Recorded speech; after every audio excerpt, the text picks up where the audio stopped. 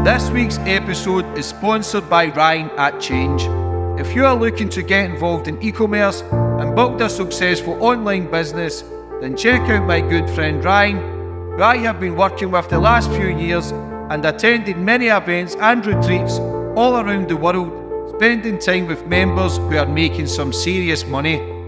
I have been promoting Ryan for a while now because I believe in what he does, and not only has he helped and supported me build my own businesses, but I have seen firsthand how he helps and supports his members take their businesses to new levels and give them financial freedom. So if you are interested in getting into e-commerce and building successful online stores, then message Ryan on his Instagram at RyanJB to join his winning team.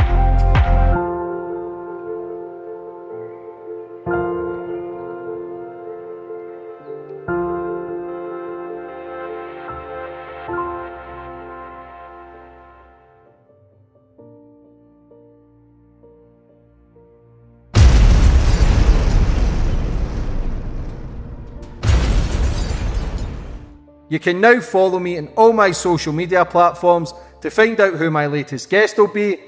And don't forget to click the subscribe button and the notifications bell so you're notified for when my next podcast goes live.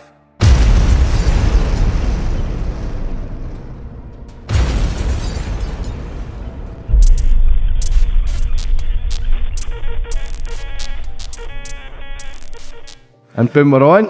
And today's guest, we've got Gunnar Lindbloom. Gunnar, how are we? I'm good. We are good. How are you doing? Yeah, really good. First and foremost, thanks for coming on the show. My pleasure. Mad story. You were involved with the Detroit Mafia, in and out of prison, shootings, stabbings. Mad life. But you're here to tell the tale. Yeah, I survived. Yeah. I survived. So I should probably, and thank you for having me, man. You're a class act. This is beautiful. But I guess the best way I can do is I'm gonna give you a quick overview of my story, and then I'll go back and kind of give you a little more. But ultimately, I grew up surrounded by the mafia, right? I'll get into that in a minute. And then I ended up in prison at age 29, indicted for extortion and bank robbery and all kinds of stuff, bad stuff. I was a bad guy. I was in the hole in prison for 17 months. Got into it with the officers. They tasered me, and after they beat me up, these guys, the cops, beat the crap out of me after I was cuffed, of course. Then they throw me in my cell, and I'm bleeding all over the place, trying to catch my breath. I'm in the hole, and I look over and I see this. They actually dumped a bucket of mop water on my bunk just to be douchebags. Just dumped it on my pictures and my letters. So I see this letter from my grandmother sitting there, and I remember in that letter she said to me, she says, "Alonzo, you write the most beautiful letters. You could be a writer," right? And at this time I was thinking about committing suicide. They were trying to give me 30 years. So I'm like, I just check out, slip my wrist. I'm not scared to die. I've never been scared to die. So I'm gonna just check out. But then I saw that letter. My grandma said, "You could be a writer." And I thought, man, maybe I love writing. I love reading. And so I wasn't a writer. And I thought about, I could get through this prison bit by writing, right? Becoming a writer. So I started writing stories in my mind. I was in the hole, so I didn't have pen and paper. But so for over 14 months in the hole, I wrote 3 novels in my mind. And then when they finally sent me to prison proper, I ordered a bunch of pens and paper and then started writing. So I started writing these books, and everybody in prison loved them. Guys in prison are big readers. So these guys are just, oh my God, dude, this is an incredible story. Incredible. And it feels good. It feels good. But this is where it gets crazy. So 6 years in, I had finished my 6th book. It's called To Be a King. It's about a mafia family. It happened to be the only book that I'd written about a mafia family. It's actually turned into a 2-book series, but all my other books had nothing to do with mafia. This one did. I sent it to my friend. He thought it was amazing, so he published sample chapters of the book on Facebook, which was brand new. It was 2009. I've been locked up since 2003 at the time. So he posts these samples, and I'm getting fan mail in the prison. People are sending me, "Oh my God, it's amazing." And all of a sudden, some woman writes me a letter, says, "I work for a New York publisher. I'm, huge reader. I'm willing to read your manuscript." And I'm like, and can you imagine? I'm in prison, I'm writing books, and all of a sudden, some chick from New York says, "I'm willing to read your book." So my friend turns it into a PDF, sends it to her. The woman reads the book in 3 days. It's 1,100 pages, so it's both novels together. Writes me another letter, says, "This is the best book I've ever read, and you're a unicorn, man." She's like, "I want to help you get this book published." So I said, "Awesome, that's amazing." I can you imagine, I was through the roof, just freaking out. And so we became pen pals, me and this girl, right? And Well, it turned out we had everything in common. We really, well, one thing led to another, and we end up falling in love, me and this woman from the publisher. And so she commits her life to me. We figure out we're both in love, and she says, what do we do with this? And I said, can you wait for me? She's like, I would wait 20 years for you. I'm like, you got to be faithful, and you got to, she's like, I'm 100%. I said, well, then let's get married, but I want to wait till we get out of prison. I don't want to get married in a prison visiting room, you know what I'm saying? So she says, where do you want to live? I said, Northern Michigan, out in the woods in the middle of nowhere. I want to be away from people. I want to go fishing every day. I want to get away. She says, so she packs all of her stuff up, moves, tells her family that she's engaged to this prisoner, ex-gangster in prison, and they think she's insane. They think she's lost her freaking mind. It's just crazy. And so anyway, she waits 6 years for me, and I get out the next day, and my boys pick me, or the day after I get out, I go get married, and I marry her, this woman. And so at which point I kind of had a honeymoon period for 8 or 9 months, but then I ended up publishing my books, To Be a King. And they went kind of viral at first. They shot to the top like 30 in the mafia genre. What's a tough genre? And everyone's going, man, this guy wrote the next Godfather. This is the greatest mafia story that's ever been told, da da da da. But so anyways, that's kind of overall my story. Now they're making a TV series. Well, they're making a documentary based on my life. And my love story is kind of a strong element of it. And then they're making the documentaries to promote a scripted TV series starring Armand Asante. So it's pretty cool, you know what I'm saying? Yeah. But after that, then let's go right back to the start, yeah. Where you grew up and how it all began. Give people a better understanding Yeah, of that's you, what you went through, and everything that you're doing now. Yeah, thank you. That's where I was going to go. So grew up in Detroit. My mother was mentally ill. My father was abusive drunk, right? So they divorced when I was 4. And I went and moved in with my grandparents, Grandma and Grandpa Toko in Grosse Pointe, Michigan, kind of a rich city, right outside Detroit. Now, this is where it gets crazy because I had no father figure, and my mother's youngest brother was like a young gangster. He was a young hustler, street guy, right? His name was Pete. He was only 12 years older than me, so he's more like an older brother. And I'm living with him, and I'm in this house in Grosse Pointe. I'm surrounded by mafia. My grandfather was Peter Paul Toko. His cousin was Giacomo Toko, the boss of Detroit Mafia, the boss. And they grew up together. They lived in the same neighborhood their whole life, did all the same family functions, knew each other. I'm not going to say that my grandfather was heavily involved in the mafia, but all his gumbadis or his friends, the people around him, cousins really, they were all mafia. So I grew up surrounded by the mafia. And when I was a little kid, I remember some girl didn't invite me to her birthday party, and I said, why? She's like, 'cause my mom says you're in the mafia. I don't even know what that is. So I asked my Uncle Pete, what's the mafia? He says, laugh. He's like, you'll see someday, it's our family. And so I'm a bad kid. I'm constantly getting in fights, expelled from school, trouble. I got no father figure, right? So I'm just a bad, rambunctious, hyperkinetic, they called it. They put me on medication. And then at 14 years old, I get expelled indefinitely. They like, you can't come back. We want you out of the system. So they expelled me from the school when I was 14 years old. So my dad didn't feed us. He was kind of I don't want to say abusive drunk. He just didn't feed me. I was a child. I was hungry, right? So I started selling drugs, weed. And I ended up going to this drug dealer, only drug dealer that I know. I drove this little crappy moped that I had like for 10 miles. And I begged this drug dealer to front me some weed so I could make some money. He says, I told him, he's like, why? I said, I'm starving. I was going to give him my jacket. I had a $300 jacket my mom bought me as a gift. I'm going to trade you this jacket for half ounce of weed. He's like, why would you trade the jacket your mom gave you? I'm like, because I'm starving, bro. I'm starving. This is a young white kid, but he's covered in gold, got a lowrider car, rings and everything. He's a baller, right? So he says, yeah, come on. I'll take you to the house. And he gives me a quarter pound of weed. Well, this is where it gets gangster, though, because I knew these black guys in this one ghetto called Panic Zone, right? It's 3-4 miles from my house. It was all black projects where everybody bought crack. So all the crackheads would go in there and buy. Well, I had a couple friends in there, and I'd sell them. And I'd go to see my friend, Sidney Norton. His brother was a crack dealer, so was his cousin. And I always had good weed. So the black dudes would say, sell me some of that good weed. You white boys always have the good weed. And I'm like, nah, I'd sell you a joint or two. But they were like, we'll buy it all. We'll buy anything you bring. And that's what I told this drug dealer. I said, man, I got these black dudes, they're crack dealers. They got stacks of money. They make $800-900 a day. I said I could sell it to them all. So I get the weed, and I call my cousin Frankie, who's now in prison serving life for murder. He was a lunatic. He stole his dad's .44 Magnum pistol, right? And so his dad was in prison at the time. So I said, Johnny, I need you to protect me. I need you to have my back. We're going to go in the Panic Zone. We're going to sell this freaking weed, right? And he's like, yeah, I got you. He thought it was going to be fun. So he takes this big .44 Magnum pistol, and we drive into this ghetto, and we park in the square. And I start telling all these crack dealers, I'm like, yo, I got weed. So they come over and they're trying to finagle, and they look over at him, and he's sitting there with his gun.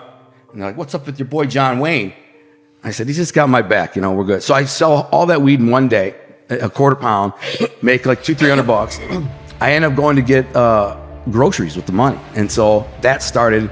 So what did happen? Like a year later, my Uncle Pete, the gangster one I told you about, he finds some weed in the pocket of my coat, right? And so drugs are really bad. Some like old school Italians, mafia, whatever, drugs aren't good, right? My uncle got busted for selling coke, so my grandparents were on him about drugs all the time. Yeah, and they're yelling at him in Sicilian, and I can't understand it, but they yell at him all the time. And so drugs are bad. So my uncle bought me this jacket, this leather jacket that I liked. He had one. I said, I like that jacket. So he bought me one. So we were the same size and everything. So I put the ounce of weed in my coat, because I go to my grandparents every weekend for dinner, right? And I go, while I'm there, I'm like, watch football with my grandpa, who's kind of a layoff bookie. And my uncle grabs my jacket, goes somewhere, comes back, and he says, Alonzo, in the basement. And I know his tone tells me I'm in trouble. He comes down with the coat, he pulls out this thing, I had a knot of money in there too. He says, what the F is this? I'm like, some weed. And I'm thinking, I'm busted. He's going to tell my grandpa, and I'm in all this trouble. I said, some weed. He's like, what are you doing with it? I said, I'm trying to make a buck, man. I'm hungry, whatever.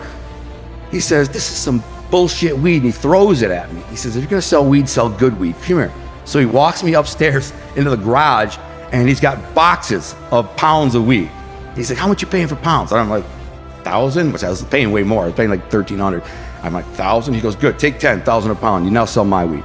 And that's kind of how I got involved. And what ended up happening after that is I started selling steroids. I got into the steroid racket, which is a good story. What happened is I got introduced to this mob dude, right, who was selling steroids in the gym where I worked. I was involved in one of the biggest steroid busts in American history. At the time, they said it was the biggest steroid bust. 55 guys, $8 million in cash, like 30 million doses of the steroids. This is all inflated. But anyways, this guy named Joe DiMaggio, and everybody knows who he is, so I can say his name. He's been busted, whatever.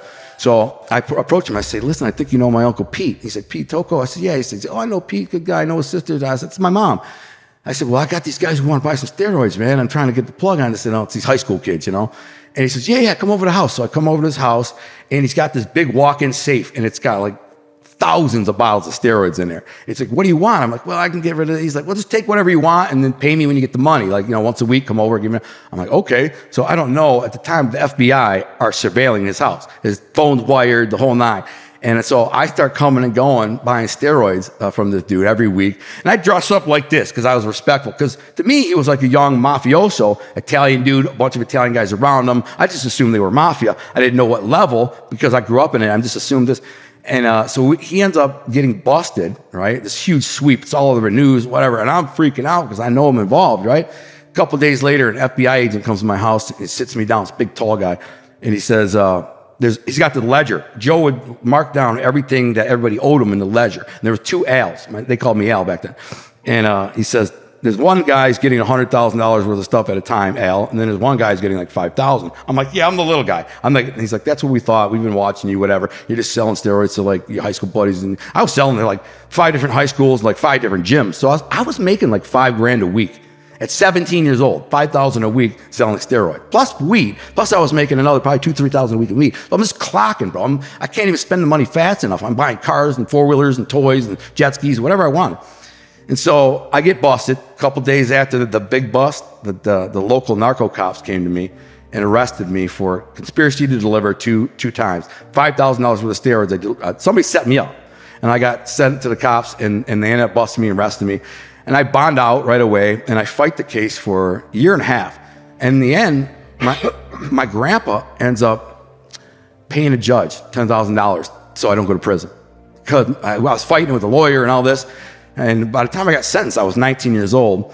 And my uncle says, Grandpa's going to take care of this. I said, what's he going to do? He's like, he's going to go see the judge. I said, what's he going to do to the judge? He goes, don't worry, he'll take care of it. So then I go to court next time, and they're like, all right, we're going to give you 6 months in the county jail. And I told my uncle, I said, what did he do? What did Grandpa do? He said, give him $10,000. He had dinner with him, slipped him 10 G's, and now you're not going to prison. So I do my time in jail, and this is where it gets... What was that like? Jail? Yeah. At the first time? Yeah, it was my first time in jail. Yeah. How was that feeling? Not fun. 19, adult prison? Yeah. What was it, Detroit's prison like? Well, this wasn't a prison, it was a jail. So what's the difference? Oh, way different, way different. Oh, the prisons are way worse. You know, they're way more violent. You get, you know, in prison, there's a lot of maniacs and killers and really hard criminals. County jails, a lot of drunks and crackheads and stuff like that. Minor offences. Yeah, minor offenses. Yeah, so I did get in a couple fights. I beat some dude's ass in there. I hit one dude with this is how I ended up in the hole later on. This is years later, before I went to prison. I went to the hole, but I punched some kid, a little like light-skinned black kid, kind of muscle-bound, stole something out of my commissary while I was in church, and I went and confronted him, and he got tough. So I just wham! I shattered his eye socket. I actually had to pay for restitution for his ambulance ride to the hospital. Crushed his eye in, knocked him out, and then I dared anyone else want to steal from me? But at the time when I was 19, there's an interesting story there, but I found this thing called the Daily Bread, and I didn't know anything about God or Christ or anything like that, but I started reading this Daily Bread. It really spoke to my heart, so that's the first seed that was ever planted regarding God. I didn't really know God, nothing. I raised Catholic, but I didn't really know God, nothing. But that was it. So I get out, this is where it really gets crazy, so I get out of jail. I'm 20 years old now. My mom had just died, you know, which, you know, sucked. Or she died right after I got out. So she didn't see me. No, she died before I went to jail. So I get out and I'm living with my grandparents again, my grandma and grandpa Toko, you know, the ones that are basically just in epicenter of the mafia. There's this very tight community of Sicilians who came from the same little town of Sicily outside of Palermo called Terracini. And there's like, it's like 100 families. They all came to Detroit. But then the mob families, there's like 5 major ones, so like a nucleus. And they all lived in the same neighborhood. And they all, you know, did business together, promoted each other's businesses. They built a church for themselves. They had clubs and societies, and they were very secretive. It was all mob stuff, right? So I knew a lot of these old mob guys all my life. I'd been growing up with them, you know, and they just around, and it's like, you know, old uncles. You don't really pay attention to your old uncles when you're a kid, right? But now in my teens, my Uncle Pete started telling me, you know, Tony's the street boss of the mafia, and Uncle Jack is the boss, and this person is that person, and that person is. And now I'm paying attention. I'm kind of seeing how people treat them. And the higher the level, the mafioso, the more respect people give them. You know what I'm saying? So you see them and they shake their hand. Hey, Pete, how you doing? Goodbye. They shake and they give them a kiss on the cheek. You know, and so I'm noticing all this stuff. So then, this episode is sponsored by Fire Away Pizza, the fastest growing pizza company in the UK with over 150 stores. With their fresh quality ingredients and unique pizzas, they will have you coming back for more. Use code JAMES20 for 20% off. That's JAMES20 for 20% off. I'm just fresh out of jail. I'm not out 2 days. My friend fronts me 10 pounds of weed, and another friend fronts me like $5,000 worth of steroids. So I'm literally home 2 days, and I'm back in the game doing exactly what I was doing before I went to jail. And so I'm hustling. And all of a sudden, my grandmother says, you got to go to your cousin Nina's graduation party. This is where it gets interesting. And I was like, okay, yeah, I'll go. She's like, you got to go. I'm like, I'll go. And I forget about it, right? I grab my Ninja. I got a Ninja. I drive out to the beach. I'm with my friends throwing a football and beach, hitting on all these girls, whatever. I get a page. It's my grandmother. Why my grandmother paging me? It's kind of weird. This is back when pagers were a thing. Do you remember pagers? Yeah. So I was like, so I go to the phone, like, yeah, what's up, Grandma? She's like, why aren't you at Nina's graduation party? I'm like, oh, I forgot. I'm at the beach. She's like, you need to get there. You need to bring her a card. Have some respect for your cousin. She just graduated high school. I'm like, so I said, all right, fine. I tell my boys I got to go. Jump on a motorcycle. I stop at the like a Rite Aid to get a card for her. And I ended up, this is funny what I was wearing. You'll laugh. I wear a suit vest with no shirt underneath, a big gold chain with an Italian horn, and like khaki Z Cavaricci shorts, or it's black Z Cavaricci. So I'm wearing a suit vest, no shirt, carrying a little muscle bound. Yeah, I just did some bodybuilding shows. Were you on steroids? No, not at the time, but everybody thought I was because I sold them. You know what I'm saying? They just assumed I was because I sold them. But I had good genetics, pretty good genetics. I worked out really hard. I ate good. I was serious about it. So I looked pretty. I was like about 190 pounds ripped up. I did 3 bodybuilding shows when I was 19. You know, I always placed top 5. You know, I was pretty good. I wasn't great. But so I show up at this big party. It's in Grosse Pointe. Not a huge house, but a big house. Very expensive area. And I come walking in, and they got a circus tent over the back of the back, you know, like a big tent over the backyard, and there's all these tables and all these people are sitting there eating, all this Sicilian food's laid out, and all my little cousins see me and they're like, yeah, Alonzo, I want to dance. Like little girls, just like the Godfather. I said, dance, the music's playing. So I put them on my feet and I'm, you know, dancing with them on my feet, these little girls. I go over there and get a plate of food. My aunts are like, hey, how you doing, Alonzo? Good to see you, blah, blah. And I'm putting this plate on my food, and my grandmother yells, she's like, Alonzo, have you seen Nina? And I said, no, I just got here, you know. It's like she just went inside with her friends. go see her. So I'm like, all right, I haven't seen my cousin Nina in like 4 years. So she was 14 years old when I last saw her. So now I go in there wearing this outfit, and she's in there. This is actually a funny story. I walk in, I surprise her, and I'm just like, she's pouring wine into these glasses. She's only 18. I said, better not let your mom see that. She turns around. She's like, oh, so how are you doing? I pull out the card, and I give her this card. Congratulations, you're going to college. Use the money on books or something, whatever. And she opens it up, and she looks at me. She goes, you don't have to give me nothing. I know you just got out of jail. I said, no, it's fine. Take it. I don't know. She's like, you don't have to try it. I said, take it, whatever. She's like, I want you to meet my friends. So we walk in the dining room, and there's like 8 little teenage girls there. And they're all cuties, They went to a private school, so they weren't around boys all their life. So now I'm this pretty boy, like Jersey Shore looking guy. I walk in there, and they're all like, looking at me like they've never seen, like an alien. And it was uncomfortable. They're all asking me and talking about college. So I end up going back outside after. This is where something pivotal happened. So I just hang out with them for a few minutes. And I go outside, and I'm kind of still eating my food. And then I hear my name at a table. I hear Alonzo, and they're speaking Sicilian. So I don't really understand it that well. And I look over, and my grandpa's talking to a guy named Tony Giacalone. So Tony Jack, they call him. Now this guy is like probably the most powerful mobster in Detroit. Even though he's not the boss, he could be if he wanted to. But the previous boss, he had met his mentor. He loved him. He said he'd never take the family over, whatever. So, but he's the street boss, and everybody in Detroit knows this guy's the main guy. They know Jack Toko's the boss, but you never see him. He's just like the king on his throne. You never see him out of his castle or whatever. But Tony's in the street. He's a drug dealer. He's an extortionist. He's a loan shark. He runs his crew, gangsters, whatever. So he's with my grandpa, and I hear my grandpa say to him, Tony, you think you can get Alonzo some work? And he goes, yeah, sure, Pete. I can put him to work. I'll find something for him. And my grandmother says, no, he doesn't need to work. I don't need him to work. He's going to college. Well, when I was in jail, I actually won a scholarship. Not much. It was like $700. But I scored so high in the GED, which is like a general diplomacy equivalency. I scored so high that I got a $700 scholarship and a stamped letter from George Bush.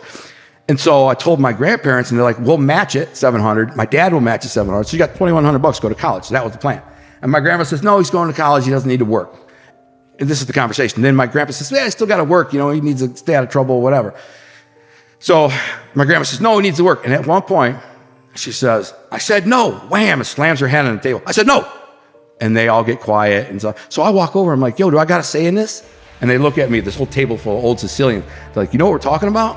I said, yeah. Grandpa asked Uncle Tony if we could find him some job, She's like, yeah, you don't need to work. Forget it. Boom. That's when she slammed her hand. And so I get home later, and I said, what's with Grandma and Tony? She don't like Tony. And she says, you know what Tony does.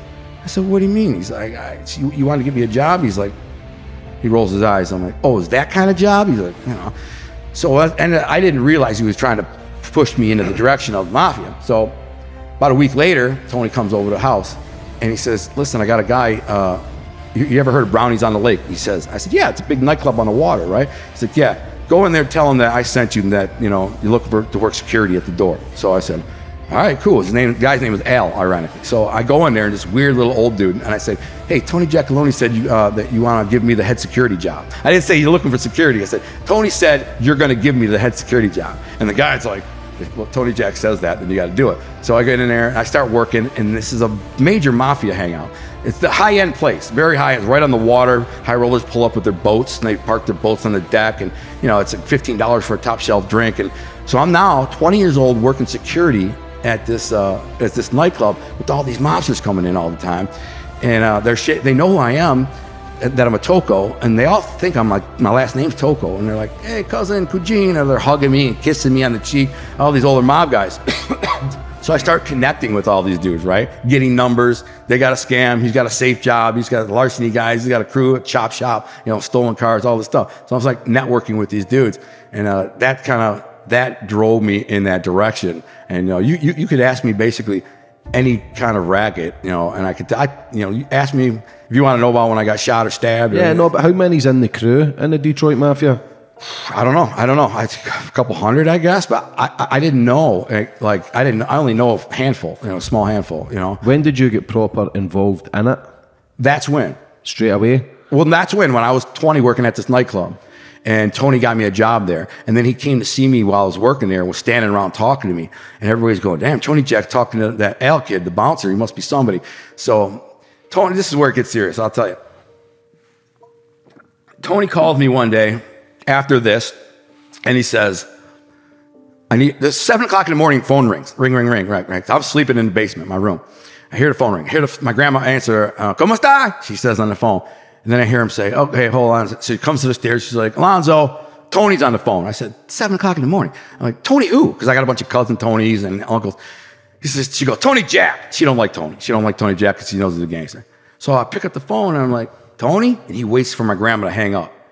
And he says, listen, I need a favor. I'm like, sure, Tony, anything. What do you need? He's like, I know, I need you to do something. I'm like, what? She says, I have a girlfriend of mine. I don't know if it's his girlfriend or who it is, but her ex showed up at her house last night and slapped her around, and he's there passed out drunk. Can you handle that? He didn't say what to do. He said, yeah. I said, yeah, sure, I can do that. Where is it? It's like 3 miles from you. It's just 5 minutes away. I said, yeah, I got it. He's like, you sure you got it? I said, yeah. So long story short is, I get my workout partner, Dario, this big muscle-bound Italian kid, and I go over there. The guy's passed out in the bed. He's kind of a bigger guy, about your size, muscle-bound, handsome guy. I'd say he's 30 years old, passed out in the bed. This guy has a little bit longer hair, and he's passed out. So I try to be cool with him. I was like, I bang the wall, boom, boom, boom. Like, it's time to go, motherfucker, you got to go. And he rolls over, he goes, can I curse on here? Yeah, of course you can. He looks at me, he goes, who the fuck are you, kid? Get the fuck out of here.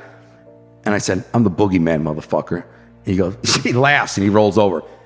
I grab him by his hair, boom. I yank him out of the bed. I'm just gonna drag him out of there, but he starts trying to fight me. So I start pounding him. I got this big gold ring on. I got this big nugget ring on. And I got him, it's wham, wham, wham, wham. I'm just pounding his face in, bro, pounding him. And his blood splattering all over the place. Now I got him in the hallway. I'm dragging down the hallway. Bam, bam. He's begging me to stop. All right, man, all right. I'm dragging him out, blood smeared all the way. I drag him down these stairs and I take him outside. And then I tell him, fuck out of here. He's like, look what you did to my face. Because he gets in his car, in the van. And he looks in the mirror. He's like, look what you did to my face. I said, motherfucker, you ever come back, put your hand on this woman, you need a surgeon to put your face together. That's what I tell him. She starts reaching under his seat, though. And I open the, yank the door. What are you doing, bro? And I grab his hand. And he's got a crowbar under there. I freaking yank the crowbar out of his hand. I said, I'll freaking kill you, motherfucker. I threatened to kill him. I said, get the frick out of here. And then I called Tony, or the girl called Tony and said, whoever that guy was who came over to my house this morning, he was for no games. He's beat the shit out of my ex. And I've smashed him, bro. So then Tony says, okay, this is a kid I can use. Like this is a tool. This guy's a tool. He's a young, tough guy. He ain't scared to fight or hurt people, whatever. And so essentially after that, he starts putting me to work, doing collections for bookies and loan sharks and various things. But like a funny story is that he had me working security at poker games and casino nights, things like that. Now, it's kind of spotty, I might not see him or hear from him for a month. And he's like, yeah, I need you to do this, right? And there were other guys. There was other mob guys I had met too through him in that club where I was bouncing who were like, yo, I want to do this, and we can do this, that. One day, this is a funny story. You'll appreciate this. A really crazy story. One day, I was at my cousin Angelo's house, and his mother's, my aunt, this really beautiful woman. She looks like Sofia Vergara. And we're all sitting around smoking weed by the pool. It's like 2 o'clock in the afternoon, She comes out and brings us like lemonade and sandwiches. She's rich too. She's a baller, got a big mansion. She married a dude. First of all, her husband's in prison, but then she married another guy and then divorced him and got like millions of dollars. So now she's a baller. And she comes outside and she says, how come you guys don't work? And we're all like, we do work, Like, well, yeah, we dice games and poker games and we got to sell weed and whatever. It's like, no, you need to actually work. Got to find a job. She says, Antonio used to do construction contracting. Antonio is the guy in prison, her husband in prison. And she's always going on about Antonio did this and Antonio did that. And we're just like, rolling our eyes, like, sure. And finally she says, we said, we don't know nothing about contracting. How are we going to contract? She's like, you don't need to know nothing. You just sell the job and then contract it out to other people. They do the job and you make a piece. So we kind of think, well, she leaves, we smoke a joint, we're thinking about it. And I say to my cousin Angelo and my cousin Dominic are there, I said, we could do that, He's like, we don't know any contractors. And I'm like, what about Pepe? Pepe's this old contractor we see all the time in the Eastern Market. The Eastern Market is kind of like the epicenter of the Detroit Mafia. It's like the Little Italy, like New York's Little Italy, but it's the Eastern Market in Detroit. And it's all owned by the mob. My grandfather had a business there for 25 years, a food delivery business, a big one, which would have been impossible to get without the Mafia. But anyways, so we're at this place called Roma's one day, and we're all sitting around the table, busting balls, laughing or whatever. And then comes walking this dude, Pepe, which was funny because he always wore this tracksuit. He had this like a burgundy Puma tracksuit. Say I wore it every day. Every time I'd see him, he was wearing this tracksuit. Kind of weird. So I say, Angelo, whose father knows the guy, I said, go over there and ask him if he can get us some work. He's like, I'm not going over there and ask them. You know, we believe he's a made guy, and like a high-level mob guy, right? We don't know if he's made, but, assumed he was. Because he was with another guy named Tony, this other guy, Salvi was this guy's name. And so these guys won't go over there and talk to him, so I just walk over there and said, Pepe, listen, we got this new construction company, contractors, we're trying to find some work, And he's like, what do you do? I'm like, you do anything. He's, you got your own equipment? He said, yeah, well, I'm lying. I'm just lying, saying, yeah, I got it. And ultimately, I go visit him at his office with my cousin Angelo, and he says, all right, I got this job for you guys to do. We were like, we're hungry, we want East Side work, and da-da-da. He says, I got this job. There's a strip mall I'm building, and they're building an extension to it. I need to dig out this old foundation, extend it, da-da-da-da. I'm like, how much? He's like, I'll give you guys 25 grand. And I kind of do the math. I'm like, all right, cool. We could probably make $5,000-6,000 off it, so it's not that bad, at least. So he gives us $12,000 up front, and he says, when the job's done, I'll pay you the rest. So we go contract these other mob dudes, Tringali crew, these like big, tough guy, muscle-bound, huge mother. They got this guy named Andre, this huge, giant dude, and I'm kind of scared of the guys. We're young, And so I get these guys to do the job, they do it, and I still owe them like $5,000-6,000 grand. So I go back to Pepe and say, the job's done. And he says, yeah, I'll pay you when the job's done. I'm like, no, the job's done, we did it. He's like, you already inspected it. He said it was good. He's like, no, when the mall's done. What do you mean you didn't say that? He said, I told you when the job's done. I said, well, we did our part of the job. I need this money. I got to pay these guys, man. He's like, that ain't how it works. You got to wait till I get paid on the mall. And that's like 6 months away. So now the young thug in me comes out. Like, I'm not the kind of guy, dude. I was a violent guy, like to fight. I was always knocking mother effers. I was known for it. We're knocking guys out in clubs or wherever, at the track. Anyone who owed money. If somebody owed money, owed you money, you send it to me. If they didn't have the money, wham, a jaw shot him and knock him out right in front of everybody. So this is what happens. So this guy, he don't know me that good. He just knows I'm Pete Toko's grandson. So he's like, oh, you're Pete Toko's grandson. I know Pete, known him my whole life. So I start arguing. I said, bro, listen, I need his money. I got to pay these freaking guys. He's like, oh, it ain't how it works. And then I snap and I say, listen, motherfucker, you're going to pay me my money, man. He's like, if you don't, I'm going to come back and burn this motherfucker down and put a bullet in your ass. He said, what'd you say? I said, you heard me, man. I'll burn this bitch to the ground. So you're going to pay me my money. And Angelo's pulling on my arm going, shut up, Al, man, shut up. Like crazy talking to this freaking mobster like this. I'm like, fuck him, I don't give a fuck. And he's like, oh, you think you're a tough guy, huh? He's like, yeah, somebody's going to come with this. I raise my shirt. I go, I got one too. They better be a good shot. So he says, get the fuck out of my office, blah, blah, blah, blah. So next thing you know, turns out this guy goes to his boss, this guy named Salvi, who is a made guy. And he's got a business in the market. He's like a high-level mob dude, right? Kind of a high-level dude, like way up there. Anyways, we're just punk thug kids, you know what I'm saying? And this guy, Pepe, tells Salvi what I said to him. And now this guy, Salvi's like, this is super disrespectful, man. This kid's got to go. He's disrespected other people. I had disrespected other people, including Tony Giacalone once when I scabbed these poker players. I'll tell you that in a minute. But anyways, see, he tries to get me killed. He's like, we want this kid dead, you know what I'm saying? And ultimately, it kind of the guys that he was trying to look for, they knew me and liked me, looked for the killers. So they like call my uncle. My uncle calls my grandpa and says, listen, Salvi's trying to freaking have Al killed over this crap. So my grandpa, who knows I'm friends with Tony, I'm good friends with Tony Giacalone. Not good friends, but he's an old man, but he likes me. Anyways, so he calls him. So they end up having a sit down. Like the mob sit down with my uncles, my grandpa, Tony, Salvi, and Pepe. And so this is all relayed to me after the fact. After, like I didn't know, I wasn't there. At the time, I'm just like, F it, I'm going to burn this guy's place down. Like if he doesn't pay me my money, I'm going to freaking burn his business down or whatever. That's where I'm at. Meanwhile, he's trying to have me killed. So all of a sudden they have this meeting and Tony tells these guys, why didn't you pay him his money? He said, Tony, you should have heard how the kid talked to Pepe. He's nobody talk. And first of all, Tony says, listen, Alonzo's not in the mob. He's not a made guy. You know what I'm saying? So, the rules kind of don't apply to him. And he's a young kid. And he said, what would you do if somebody tried to screw you out of, when you were 20 years old, somebody tried to screw you out of $12,000? You'd have done the same freaking thing. And they're like, He's like, and then you want to have the kid killed? This is, you don't Pete your whole life. This guy's your friend your whole life. You're going to kill his grandson because he just wants his money. And Tony says to the guys, you're going to pay him his money. And I don't want to hear nothing about this ever again. And if something happens to Alonzo, I'm going to blame you. Because Tony liked me. So who is Tony for people who don't know? Tony Jack is the street boss of the Detroit mob. The street boss. So is it dangerous? Listen, they suspect him of up to 50 murders. So he's very dangerous. Well, okay, so he's the #1 suspect in the Jimmy Hoffa case. So that's the guy Jimmy Hoffa was going, you know Jimmy Hoffa? The Irishman. Yeah, exactly. So there's a character based on him in The Irishman. So he's the guy that Hoffa was going to meet the day that Hoffa vanished. He was going to meet Tony Jack. So he's a guy who's, you know, they believe responsible for up to 50 murders. I don't really know all this at the time. I'm young. I just know he's a gangster, he's an old mob dude, whatever. And he's friends with my grandpa. You know, I call him an uncle because his daughter married one of my cousins. So we're kind of related through marriage.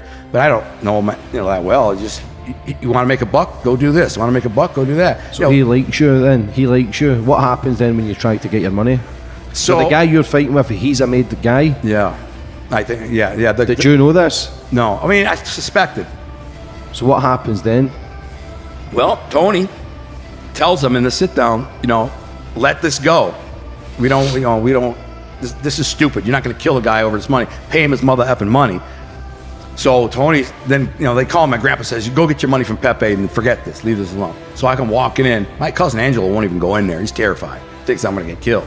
I walked in there, he goes, what do you, this Pepe, this little dude in his tracksuit. He said, what do you want? I said, my money, man. He's like, I said, give me my freaking money.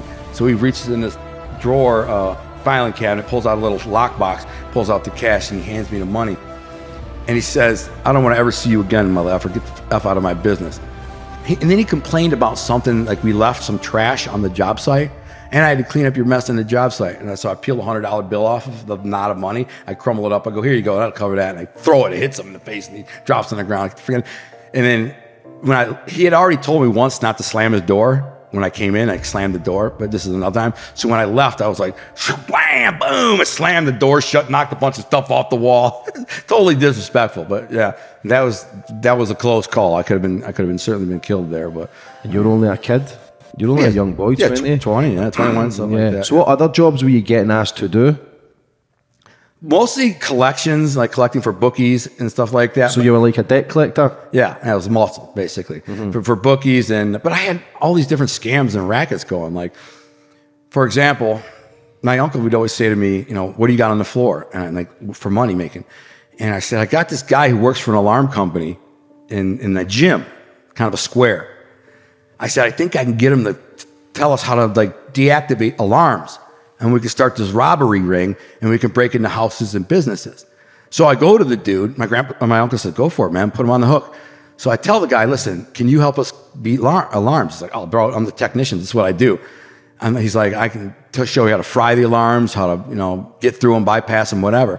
He said, "This is where it gets crazy." He goes, "I can even tell you when people aren't going to be home." I said, "How is that?" He says, "Well, a lot of people, when they go to their home, they go in, they forget to punch the code in their alarm, and the phone rings a minute later, and it's the alarm company going, 'Is it you?' Or is there, 'Oh, sorry, I didn't hit the alarm. Sorry, my bad.'" So a lot of people, before they go on a vacation or a trip, they'll notify the alarm company, "Listen, I'm gone for a month, so if the alarm goes off, it's real." And they have a database of this. And this dude who worked there was able to get us into this database. And he'd say, "This person's gone for a week, this person's gone." So we put a crew together, larcenists. One guy's a safe guy.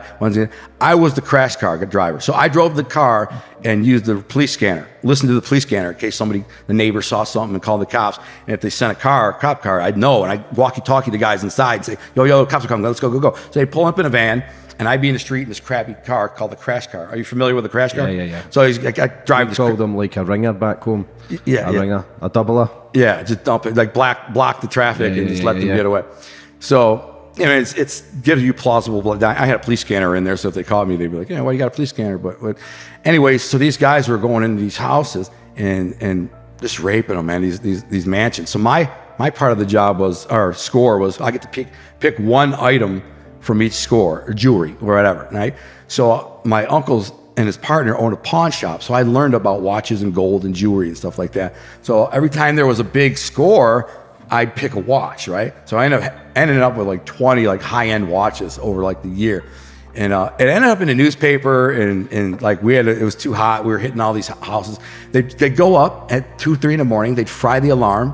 I knew how to open it up and put these wires on it, and then like with a battery, you'd zap it, and there's no memory, the alarm's off, you could walk right, and then they break in, and they'd be in there for hours, man, looking for art, for money, for cash, and these are high-end houses too, rich people houses. But that's the type of stuff I was doing, kind of with and these guys, some of the guys I was doing it with were mob-tied guys, associates, whatever. But that lasted a while, and then I ended up doing a boat scam where we were stealing boats, which is a funny story. One day my uncle said, you know how to drive a boat, because I like fishing, right? He said, I can drive a boat. He says, listen, I need you to drive a boat across the lake. So Canada is on the other side of Lake St. Clair, where I live. So I don't know if you're familiar, but Detroit is one side of the river, Canada's on the other side. And so he says, I need you to take this boat across the river to a marina in Canada, call this number, the guy's name is Frank, and give him the boat. He's going to give you some cash, and you're going to give your cash to Cousin Anthony. Well, my Cousin Anthony had a party that night on the boat. So we were partying on the boat, and then my uncle says, I need you to take it. So I know it's a scam. I said, has the boat been reported stolen? He's like, no, not yet. I said, don't lie to me, Uncle Pete. Don't lie to me. He says, don't worry, you'll be fine. I'll give you a couple $1,000. So after we partied on this big, like, not a yacht, but like a 50-foot cabin cruiser, it's kind of a yacht. We partied all night, sleep. In the morning, I start this boat. I've never driven a boat like this, man. You know how hard it is to drive a big, giant boat, bro? Trying to back it out of this marina at Metro Beach. And go across the lake and call the guy Frank. He comes there. He hands me $8,000. And I ended up giving it to Tony Jack, because it was Tony Jack's, like, the guy Frank in Canada, that was his connection, Tony Jack. So anyways, I asked the guy Frank while I'm there, I'm like, you interested in any more boats? He says, yeah, man, So what they would do is retag them. They would take the boats in Canada, the stolen boats from America, and retag them and give them all new paperwork, and then sell them in Canada or even Europe or whatever. These boats are worth $100,000, $200,000, So they were retagging them. So I put a little crew together, and we start stealing these boats. And then it starts getting more and more and more, and we're selling these boats. And actually, that made it in the paper too. But at some point, Tony goes to me, he finds out, he says, what are you doing going to my guy Frank? That's my guy. If you want to sell stolen boats, you go through me. You don't go directly to my guy. And I said, well, we're only making a couple $1,000, $5,000 a boat, and we're splitting it 2-3 ways. I mean, there's nothing left. He's like, I don't care. I got to have my piece. And so I was like, I stopped doing it. But what's the scariest job you ever went on? Those larceny jobs are pretty scary. Like drug robberies, like busting in the house with DEA uniforms. You got a DEA jacket on and a badge, kicking the freaking door with guns. They all think it's a wreck. Get on the ground, we zip tie them, take all their money. One time, I asked the guy, I got him on the ground, my boy's getting the money in the dope. And I say, is there anyone in the house? Anyone else in the house? He's like, nobody's here. And I actually have a pistol on him. And so all of a sudden, some guy comes running down the stairs with a gun. And I'm like caught totally off guard. I got my gun on this guy, and I look up, and this guy's got a gun around the corner, and he fires like 8 shots before I even react. And boom. All those shots missed. It was just like the movie Pulp Fiction, where he shoots him and it goes around. I was like, dude, I didn't get hit. That's crazy, man. But I have been shot twice. And one time was a drug robbery. I was robbing this Chaldean, it's an Arabic guy, for a quarter kilo of heroin. Kind of knew the guy for a while, but he was cocky, kind of a douchebag. That's what I was. I was the guy, like, if I didn't like a guy, I'd build up a rapport with him and then just take his shit. You know what I mean? Just take 20 pounds, 50 pounds of weed, whatever. So this is $20,000 worth of heroin.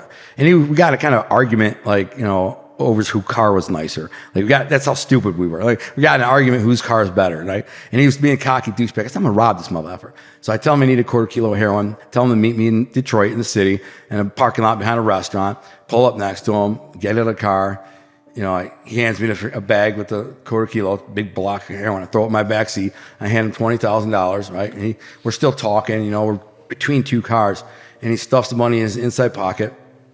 And at that point, I pull out my gun and say, give me the jacket, motherfucker. And he looks at me, he's like, are you serious, bro? I said, dead serious, bro. Don't make this be your last day. You can make it up. And I got the gun on. Give me the freaking jacket. He said, what the frick, man? He starts pulling off his jacket, but as he slips off his jacket, he pulls a pistol out and starts firing. God loves me. I know that. He starts firing, as he's raising the gun. Bang, bang, bang, bang, bang, bang. So first shot hits the ground. Second shot hits me in the shin. Third shot hits the pocket of my leather jacket. I found it later, the bullet. So I got 25 or something. Actually wrapped around and came on this side. So what is this in my pocket? And then I figured it out. And then the 4th shot jammed. So he had me dead to right. He comes out of his jacket, and as he's handed it to me, I grabbed the jacket, and all of a sudden he's like, pop, pop, pop, pop, pop, and then it jams. Right when he gets to my chest, it jams. And I have my gun, so I raise my gun, and his eyes get big, and he takes off running. Bang, bang, bang, bang, bang, bang, bang. I start shooting at him, and he runs off, but I take the jacket, and I get away. That's certainly one of a scariest moment. I'll give you my scariest moment, though. The scariest moment is, and this is a good story, is when I was about 20 years old, 21, 22, something like that. I had this cousin, a straight-laced like kid who lived in the suburb. Thought he was a mobster. You know, all these young kids, they all think they're like, because they're related and they have a name that's a mafia name. They're like, oh, I'm a mobster. He's selling coke, crack in the suburbs, way out in the suburbs. And he calls me one day. He says, "Al, I got an emergency. I tried to rock up an ounce of coke and I can't bring it back." You know, I don't know if you know about rocking up cocaine, but it's a process.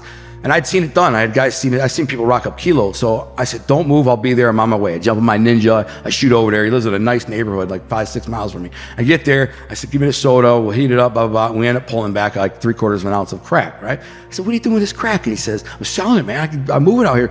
I go, "Yeah, selling crack out in the suburbs?" He's like, "Yeah, bro. Like every day, all day." I'm like, "You're kidding me. That's crazy, dude." So he said, "I'm like, how much you paying for coke?" He's like, "I'm paying freaking $1,100 an ounce." I said, "Bro, I could get it. I'll get it to you for cheaper, man. I'll give it to you for $1,000. It'll be better coke." He says, "All right, cool." And I said, "You can buy hard, which is rocked up, or whatever you want. $700 for the rock already, or $1,100 for or $1,000 for the powder." And he wanted rock. So I go in the ghetto, down in the ghetto. I got all these friends who buy weed for me because I've been a weed dealer for years now, and I have all these black friends who live in the ghetto, and they sell weed for me. So I got weed houses open and stuff like that. And I say to these guys, and I got connections. I said, "I need an ounce of coke." And they're like $700, So I'm like, "All right, cool. I'm going to buy an ounce or two here and there." So I start buying ounces of coke from these black dudes all the time. And this is crazy, man.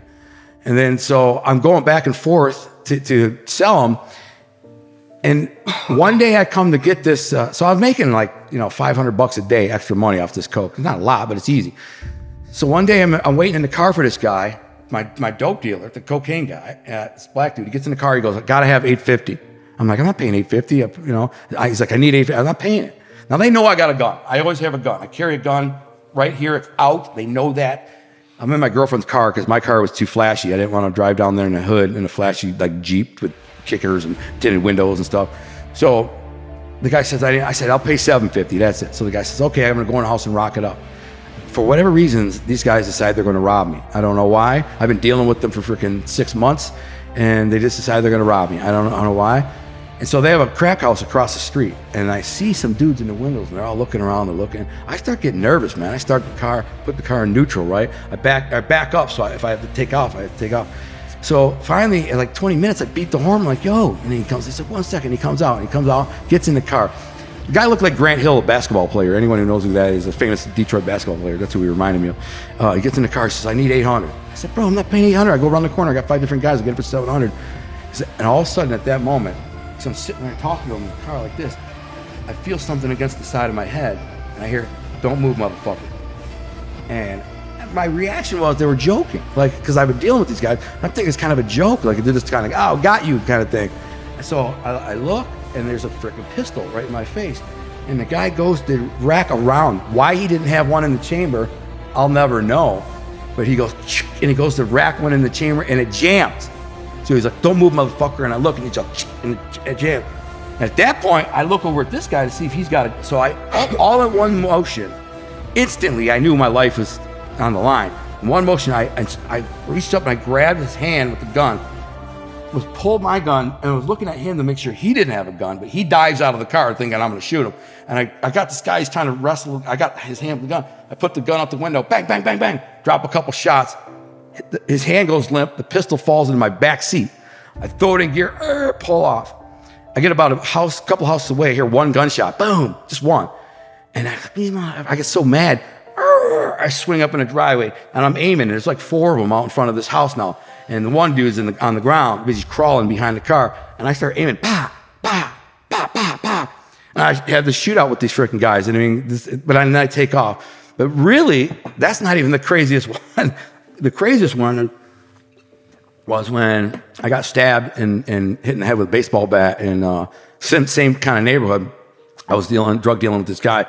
And a guy named Lorenzo, this big black dude, I liked. He was a good dude, man. He had my back, solid guy. And I was going to pick up some dope. This is heroin, so I was selling heroin at the time. And I see him and his brother in the corner.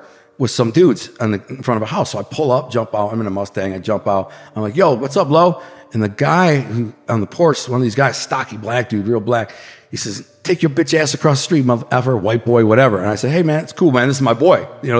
Lorenzo's my boy. And Lorenzo says, oh, it's good. He's all good. He's good people. That's my boy. He said, I don't give a F who he is, man. Tell him to take his bitch ass across. I said, hold up, man. You don't even know who you're talking to, bro. I'm like, I'm not the guy. I ain't no bitch ass nothing, you know? And so he comes over with a bottle. He's got a big freaking 40-ounce bottle. He goes, and he's circling me with this bottle. Because my boy, he starts coming towards me, and my boy says, don't do it. That white boy will put you in EMS, the hospital. That's what he said. That white boy will put you in the hospital. He ain't the one. And he's F them. I said, let him go, Lo. Come on. So we're squared off in the street, and he's circling around me with this bottle. I know he's going to try to smash it in my face. He's like, what's up, flinching? I'm like, yeah. So he tries to smash his bottle off me. I duck it. It hits me in the collarbone, which actually hurt like hell. It bounced off me and broke in the street, but it left a cherry on my collarbone, and it hurt for like a year. It was sore.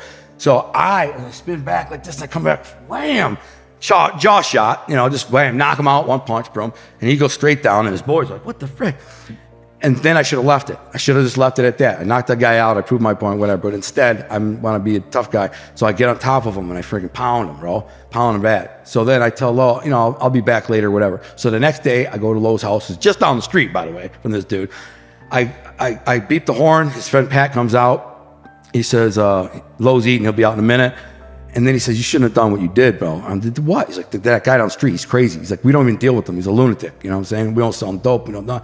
I'm like, I said, what am I supposed to do? The guy comes at me with a bottle. So he said, I'm saying the guy's bad news. So I'm sitting against the front of my car, just chilling, and with this guy, Pat, waiting for Lo to come out. And all of a sudden, bang, something hits me in the back of the head hard. And it's shocking. You're caught off guard. You're just like, bang, stars. You're like, what the fuck was that? And as I turn around to look, this guy's got a baseball bat. He's wound up with this bat, and he just cracks me right across the head right here. Splits my head open. I still got a big scar there. And it knocks me back against the car. And listen, bro, James, this is where, when you're in a life-death situation, I don't know if you've ever been, God forbid if you have, but in my mind, he was trying to kill me.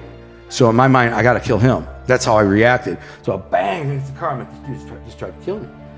Oh, by the way, the bat broke over my head. It broke, and I heard it bouncing down the street. And I wrapped it around my head, and I heard clink, clink, clink, clink, clink, and I look, and I see it flying down the street, and I'm like, this guy just tried to kill me. So I turn around, and I grab him by the throat as hard as I could, and I tackle him, boom, punch him, and I get on top of him. And I start, actually, with both hands, I'm crushing his throat, crushing. It was gnarly, bro. There's like, I was choking him and smashing his head off the concrete, saying, you're trying to kill me, you're trying to kill me. And I'm just, you got strong hands. Man, you work out, you got strong hands. Imagine if you tried to squeeze somebody's neck as hard as you freaking could, just as hard as you could. The dude, blood squirting out of the guy's nose, mouth. He's choking. He knows he's dying. He's looking at me like, this guy's killing me. And you can't do nothing about it. So his boys start kicking me, right? And they're kicking. One smashes the bottle off my face. I don't let go. I'm still pounding this guy's head. Another one, they punch and kick me a few times. I won't let go. But out of the corner of my eye, I see a guy coming with a 2x4. And I'm on this guy, trying to kill him. Blood's all, this guy's out now. I'm not even conscious. And the guy comes up with this 2x4, this big 2x4, and he's like winding up to hit me in the back of the head. So at that moment, I lunge forward, and the 2x4 comes across the back of my leg, tears my hamstring, tears it right off. I get up and run. I run so fast, I run out of my shoes. So it's summertime, and by the way, I got to preface this with, this is the worst ghetto in Detroit. Detroit's got a lot of ghettos. This is probably the worst one in the whole city. Very bad area. There are no white people. I was out of place. It's a stupid kid. So I run. These guys chase me, and I'm jumping fences through backyards. Like about every third house is an abandoned house. You know what I'm saying? And some people got Rottweilers and pit bulls in their backyards, and I'm running barefoot. I'm jumping these fences. These guys are chasing me. I'm running for my life, so I'm terrified. So I was like, I get away. I was hurdling these fences, going right over them. And I did hear one gunshot a few minutes later, and I'll tell you what. So I run 3, 4, 5 blocks. It's a crazy story. I get about 5 blocks, and I'm out of breath. Right? I'm in an abandoned house backyard behind the garage. And it just got dark out, so it's about 10 o'clock at night in the summer. No shoes, no shirt. I have no shoes, no shirt. I'm bleeding everywhere, man. Oh, by the way, I got stabbed. One of the guys stabbed me. So while I was on the dude, one guy ran up and he stabbed me. And luckily, when he came from the side, it went in on an angle, so it didn't like penetrate. So it came through here. I got lucky, just nicked the lung. But I didn't even know I'd been stabbed at the time because I was trying to kill this dude. And so I'm sitting on the side of this house, breathing, just what the frick just happened? And then I heard a gunshot, and I'm like, I had a friend who recently had been killed, beat up, and died. And I remember thinking to myself, I wonder what he was going through those last minutes. Like, what was going through his mind as he knows he's dying? Somebody took a big planter, smashed it over his head after they beat him up and stuff. And I go, man, I know what it feels like now. This is what it feels like. And then I said to myself, no, I don't want my girlfriend to get that call. So I just said, I'm not going to. So I got up and I jumped a couple fences, started walking down the street. I'm covered in blood. I mean, it's covered in blood. And I actually saw my car drive by. So as I'm hiding, I left the keys in my car, man. I left the keys like a dummy. Schoolboy era. Stupid, man. Now I see my car drive by, I think it's them. But it's not. It's Lorenzo and his brother, and they're looking for me. They're driving around looking for me.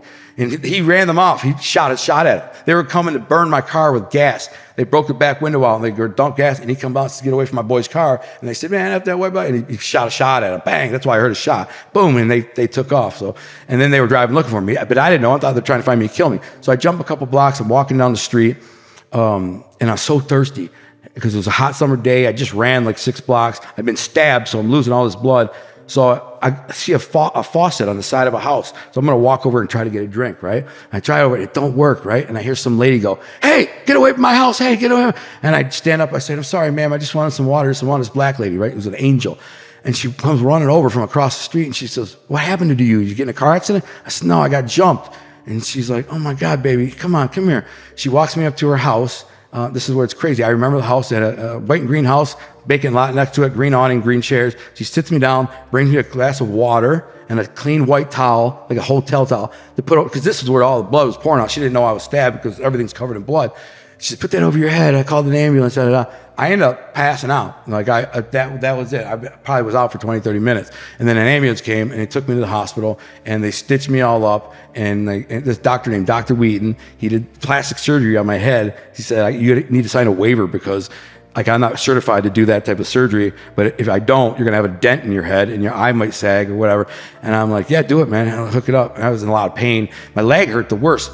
The interesting part about this story, bro, is so I survived. My girl comes, they called my girl and said, I'm in the hospital emergency. She was coming screaming and crying. She's not supposed to be back there. She goes running. There's orderlies chasing her. Ah! She goes screaming. And Mom, I'm fine. They wouldn't tell me. What was wrong. They just said, he's in emergency room. Is he alive? And he's alive. That's all they can tell her. So she's freaked out when she gets there. I just want to go take a bath, man. My leg hurt from where they hit me with the 2x4. Yes, I had a headache from the bat. But so a couple days later, bro, I went to go, first of all, the next day I took that doctor out to lunch. I said, thank you for doing what you did. And then a couple days later, I went to try to find that lady at that house. Couldn't find it, bro. Went up and down every block. Could not find that house. And still to this day, I think she's an angel, man. It was an angel something. I wanted to thank her. I just wanted to say, thank you for that. So, what age were you then? Yeah, it's about 21, 22. So you're still young? Mm-hmm. What's the biggest regret you've had in that life? Well, the biggest regret is obviously being a scumbag, you know what I'm saying? Being a bad guy. It's not to be proud of. I just, I do these interviews like this to kind of promote my books and my apparel and the things that I'm working on. But I regret being a scumbag, not being a normal person. I could have went to school, I could have started a business, I could have got a job, I could have whatever. But in my mind, none of that was an option. I was raised around these criminals, and they always had an angle for everything. And so all I wanted to do is go to the beach, work out, chase girls, go to the club. You know what I'm saying? Hustle. I could always hustle money. There's always different ways. So I regret that part. Plus anyone that I hurt, or obviously I don't. Most of the people I did hurt were kind of usually bad guys or had it coming. Kind of. Does it replay in your mind though? Screams and shouts and people. Well, I have dreams. Yeah. I have dreams that mostly when I'm back in prison, dreams about prison, but I regret all that, man. I regret that. The thing is, bro, James, what people didn't know about me is I was this really like a savant. I had this creative mind. Nobody knew I was this like creative. I used to read books. I'd be sitting at the dinner table. There'd be mob guys there, and they go, "You reading a book, man? You're this tough guy. All you do is fight and get in trouble." Dude, I got 8 felonies by age 17. Pipe bombs, fighting, felonious assault, stolen property. I'm 7, and then the steroid bust. So I mean, I'm in and out of jail all the time, trouble, fighting. Everybody in the family knows it. They all know it's like he's a screwed up kid, you know? So, but nobody knew that I had this gift as a writer. So I regret not tapping into that you know, the talent that I had as a young man. Nobody tried to push me to go to school or try to use my talent or gift. I was thrown to the wolves, you know, just like whatever. So yeah, I have a lot of regrets. But the thing is, you know, I live a good life now, so I try to. Yeah. What age did you go to prison? I was 29. Yeah. What was that for?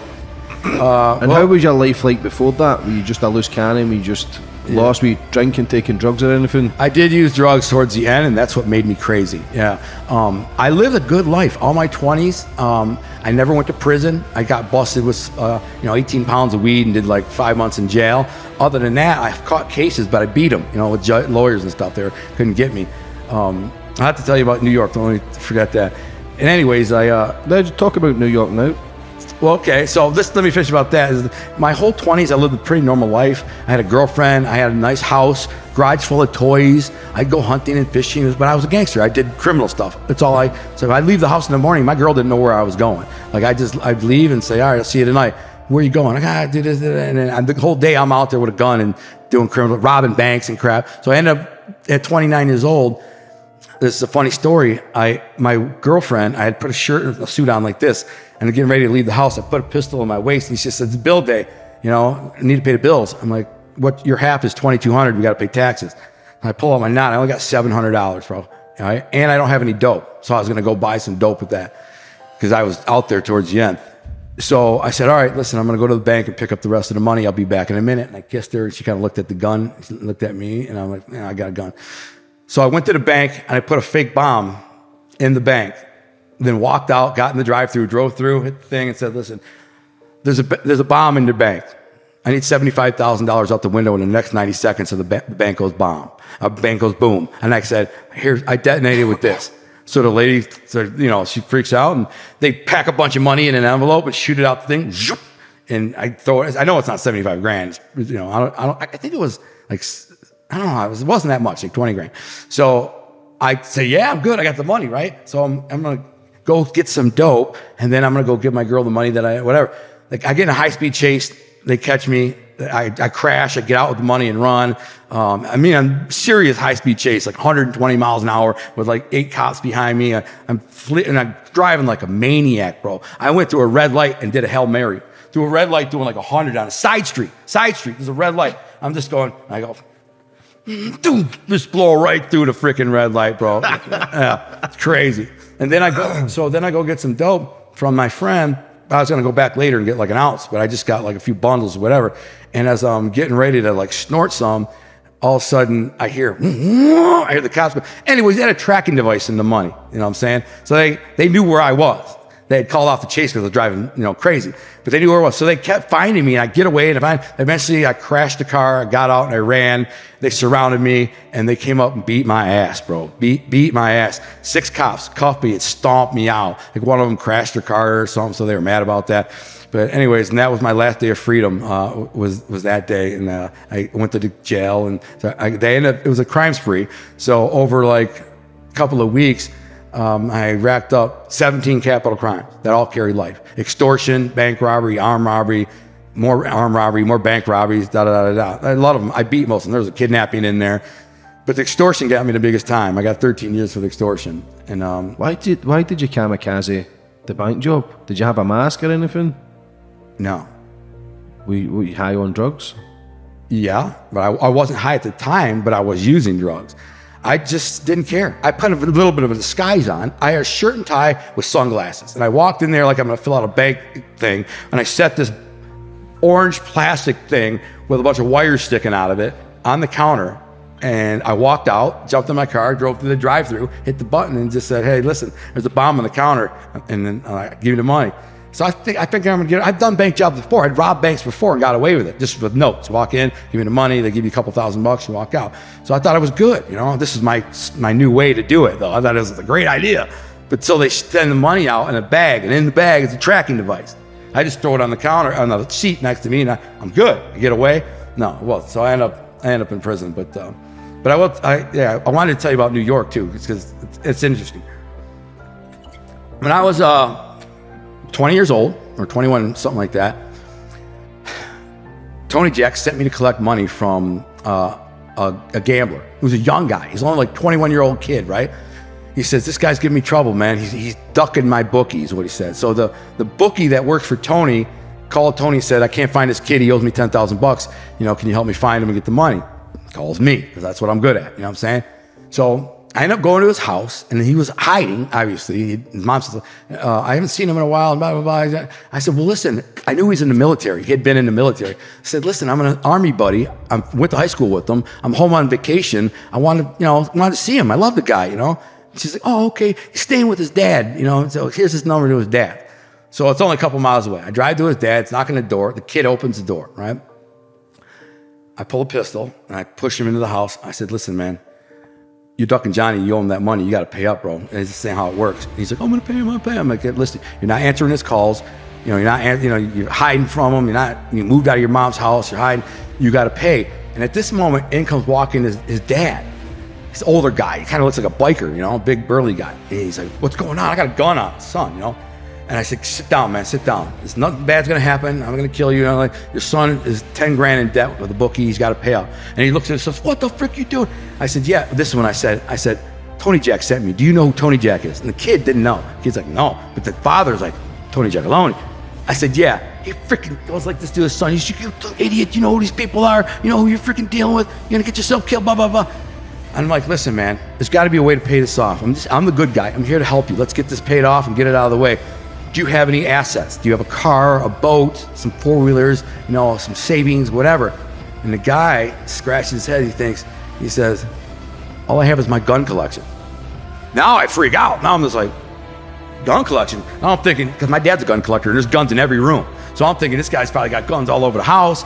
Now I'm super nervous. I got this gun on. It's a .357 revolver. And I'm like, listen, bro, if you try to be a hero, I don't want to do this. I don't want to hurt you. I just want to get this debt taken care of. Don't do nothing crazy. He's like, no, I'm not gonna. I said, how much is your gun collection worth? And he's like, I don't know, probably $25,000, $30,000. I got a couple hundred guns or whatever it was. He's like, it says, I got this huge safe. So here's the plan. I said, here's what we're gonna do. We're gonna take all your guns and then we're gonna sell them, pay off his debt. You're gonna report them stolen and collect the insurance money. So you're gonna get, you know, and whatever I sell, whatever I make past the 10 grand on the guns, I'll split it with you. So you're gonna double dip. You're gonna get money from the guns, you're gonna get money from. He says, okay. So he's like, well, how are we gonna do it? How's it gonna, like, I have this huge safe that's bolted to the floor. You know what I'm saying? It's not like somebody could just come in and steal it. I said, we'll rip it out of the floor. Because he says, if I have a safe, like, how are you gonna steal them? Most of the guns are in the safe. You can't just walk in and open a safe. It's gonna look bad. The insurance company is gonna think that it was an inside job. They're gonna think it was a bullcrap job. So I said, we're gonna take the whole safe. So when the insurance company comes, the police come, make a report. So you came home, they broke it, kicked in the door, they ripped the safe off the floor, they took it, and so that was the plan. So we end up, I call my uncle, he comes with a van. It takes us like 4 hours, because the gun was in the basement. The gun case is safe is in the basement. So it's so heavy, man. It's like 800 pounds with the guns. So we got a dolly, we're pulling it. I got the dad and the kid helping me get this stuff up. And we steal these guns, and here's where it goes bad. So I get all these guns, and I call my black friends in the hood, and these gangsters and drug dealers. I said, I got a bunch of guns for sale. You know, let's have like an auction. So I go to one of his house. He has a vacant house. It's his grandmother's house. He just inherited it. This is ghetto. And I lay out like freaking $10,000 worth of guns on the floor. And he's calling all his boys, come over. And they're like, I'll give you 300 for that one. I'm like, 400. Give you that. So I'm just selling that 300, 400, 500. I'm getting all this money from these guns, right? And I ended up selling all the guns for like 25 grand. And I didn't give the dad nothing. I just kept all the money, like F these motherfuckers. So what happens is, one of these drug dealers, black drug dealers, get caught with a gun. And the ATF says to them, where'd you get the gun? And he tells them, I bought it from some white kid, like a good looking young white kid, right? So the cops are like, well, the gun traces back to this dude's father, right? So they look at the father, they investigate him, and the kid, it's a good-looking white kid. So the son is a good-looking white kid. So the ATF thinks the kid stole the guns and sold them all these drug dealers, right? No, the kid flips on me, and he says, no, this guy, Al, he did it. He's the one who did it. He extorted me. I owed some money, and he made me pay the gun. He told the whole play. But all I had is my first name, Al, and so they're trying to tie it all together. I was in like databases and investigation. And I find out there's a warrant for my arrest, or not a warrant, but an investigation. My uncle tells me, you got to get the frick out of here, man. You got to go. So my sister had just graduated from college, and she says, do you want to get a house together, or you want to move to New York? I said, perfect, let's go to New York, get the frick out of here. So I had an alias. I had this fake ID. It was a real ID. Guy kind of looked like me, guy named John. I won't say his last name, but I had all the information, Social Security, birth certificate, all that. And so I ran to New York and went to Brooklyn, and it was started a new life in Brooklyn. And then my sister says, you got to get a job, you got to work.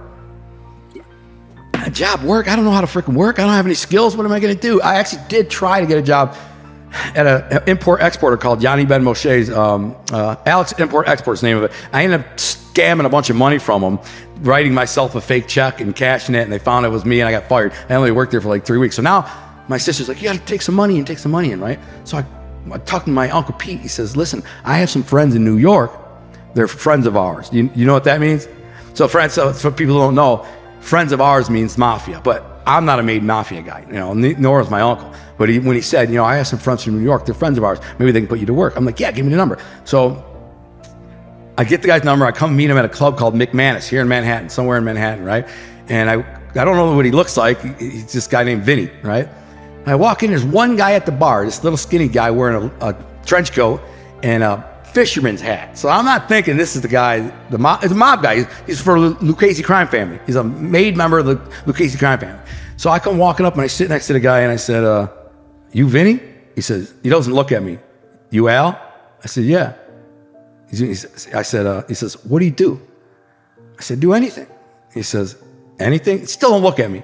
I said, yeah, I do anything. He's like, anything? I said, yeah, man, I can do anything for the right money.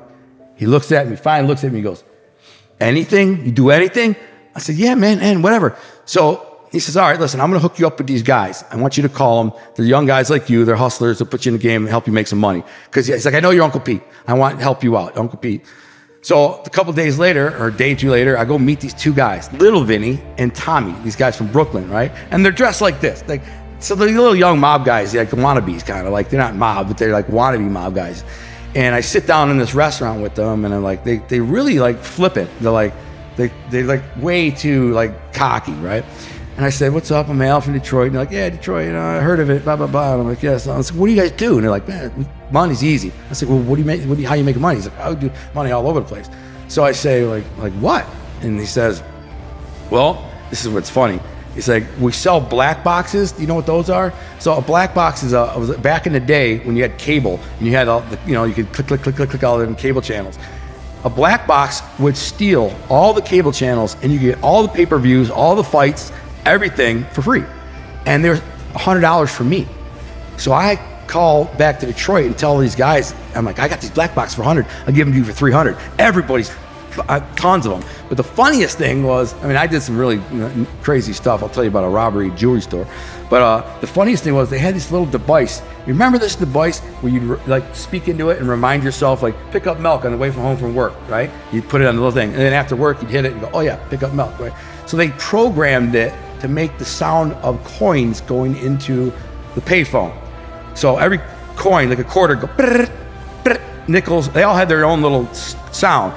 So the guy said to me, come here, I'm gonna show you. Call your girlfriend in Detroit. I'm like, call my girlfriend in Detroit? That's gonna be freaking $20. He's like, just try it. So I dial it up. It says, please deposit $14.75. The guy takes the thing, goes brrr, brrr, brrr, brrr, brrr, up to the microphone, brrr, brrr, brrr, brrr, brrr, ching, it goes through. I said, oh my, that's crazy. It's like every drug dealer I know wants one of these because you're constantly putting quarters in the column, beeping, whatever. So I said, how much for those? And they're like $60. They last about 3 months and the battery dies. So I'm selling all these things. But these guys I was working with, see the little petty stuff, Like, I'm like, I need to hit a real score, man. I need to make some freaking money. So at one point this is hilarious. There's a building called Cherry Hill Textile in Brooklyn. Building's probably still there. Maybe they tore it down. I don't know. But it had closed like 10 years before. Inside of it was like, I'm not joking, like at least probably $8 or $10 million worth of fabrics, textiles, things that make, whatever, everything. And there's thousands and thousands of rolls, right?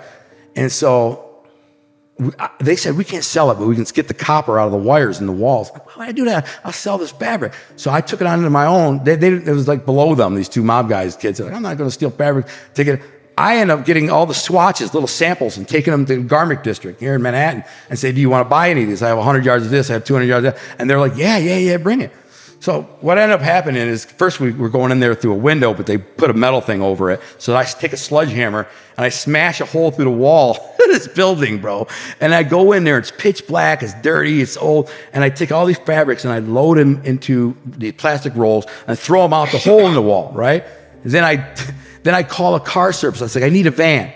And the van guy would pull up, because I'd go like a block away. And I said, we got to go pick up some textiles behind Cherry Hill Textile. And of course, the van pulls up, there's a hole in the wall and all this stuff. And the guy's like, no. I said, man, I'll give you an extra $75.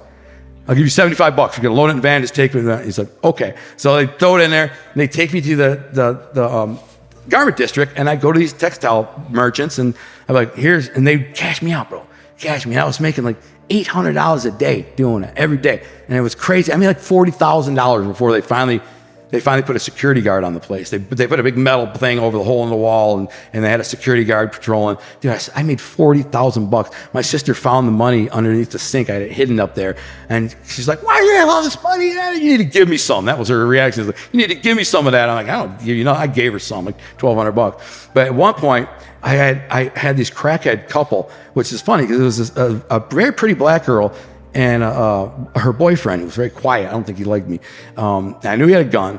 I said, I'm going to rob a jewelry store. And I tried to get Vince and Tommy to get in on it, right?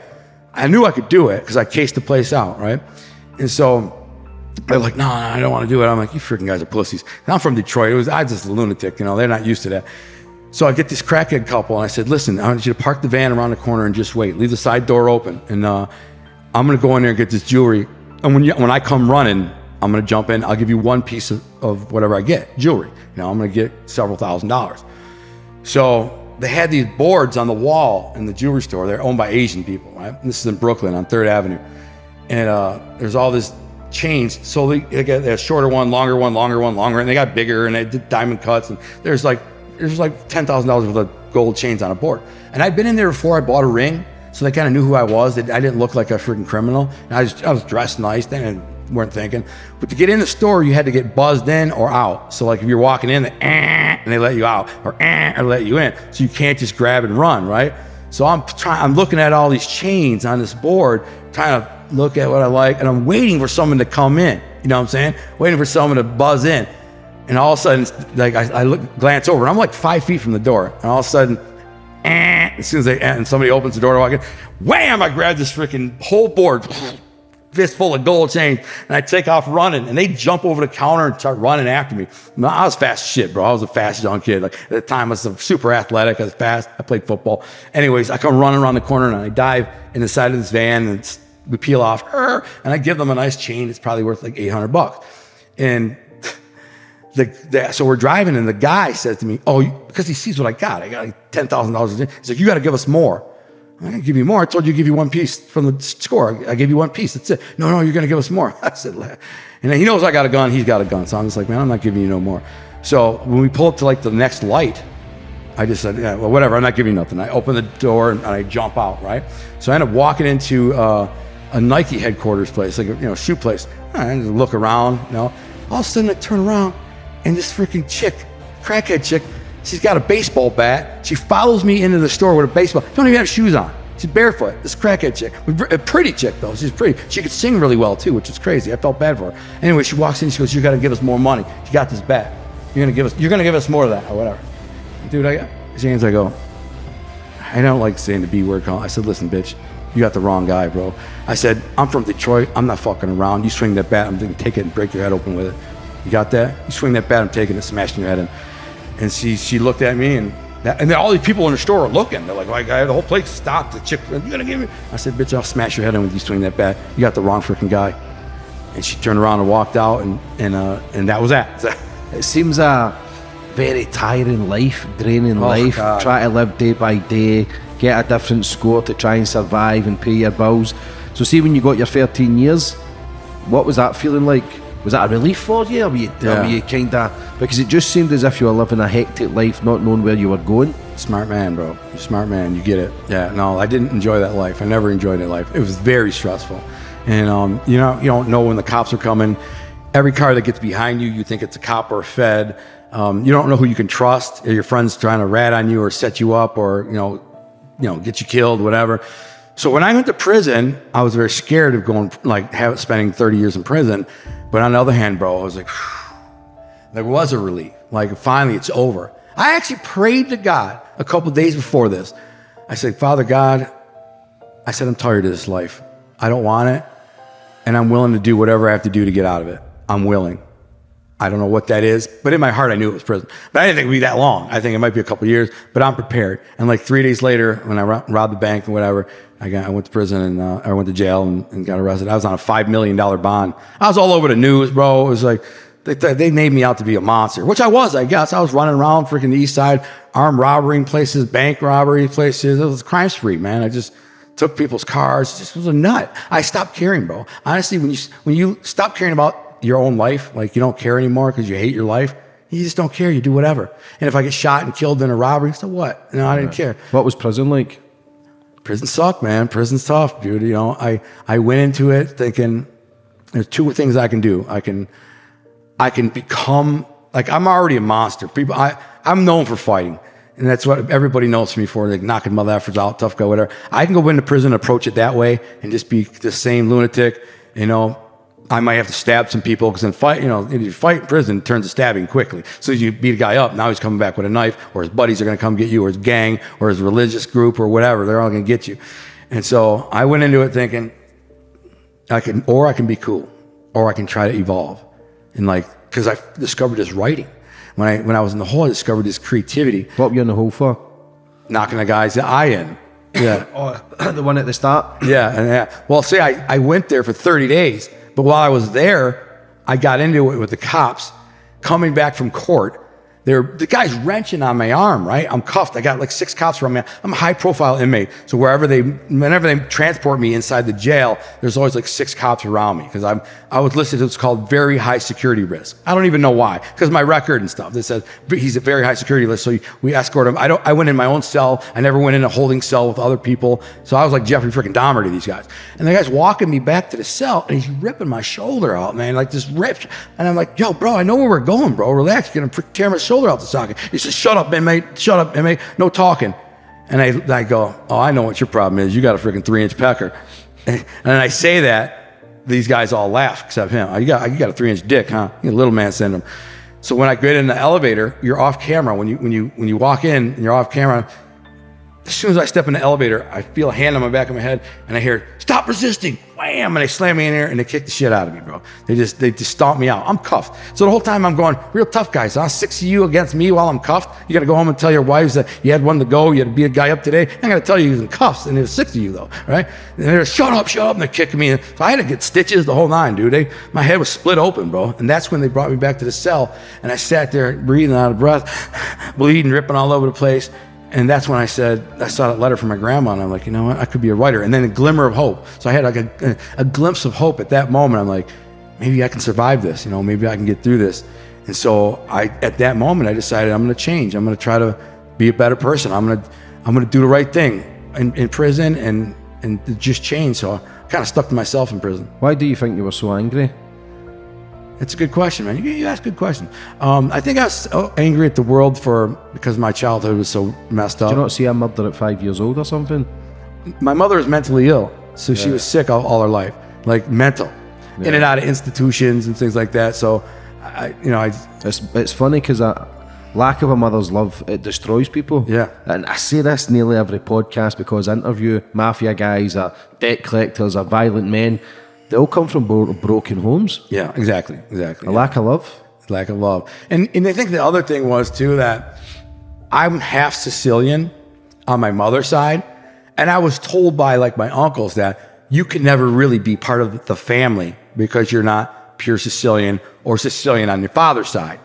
So you can't, you're not good enough. That's kind of how I said. That's kind of the premise for my book. Did you always feel like an outsider? Yeah. And I had to prove myself. So I felt like I had to prove myself. And like I said, the premise for my book, To Be a King, is about a half Sicilian dude, but he's half Sicilian on his father's side, but his family kind of looked down their nose at him because he's, a half-breed and he's not pure like them. They call it defetto, which means defective. So I always thought my cousins and my uncles and all these men kind of looked at me like, he's defective. He's defective. He's not good enough. So I said, I'm gonna be a freaking lunatic to prove, to try and earn my worth and get the respect. So, Tony sent me one day. He's like, I want you to put a guy in the hospital. I said, stomp the guy out, and then I robbed him. And he says, why'd you rob him? I sent you to just put him in the hospital. I said, I might as well rob him while I'm at it. You know what I'm saying? And he's like, well, I'm just saying, I like did that for acceptance. You know what I'm saying? I was trying to get the acceptance of the people that I guess I looked up to, which were scumbags. You know what I'm saying? So the crazier I acted, the more violent that I acted, the more they get like, I'd be in the club with my cousins, right? Good-looking guys, always dressed nice. I didn't wear suits and crap in the club. I wore a football jersey or something. And then there was pretty boys and a bunch of them. They weren't gangsters and they weren't tough. They were mafioso, but they were like racketeers, white-collar guys, bookies and loan sharks and businessmen or whatever. And then they'd get in this beef with some dude in the club, right? Like somebody over a girl or whatever it was. And I'd walk over there and just bam and knock the freaking guy out, boom, right in front of my cousins.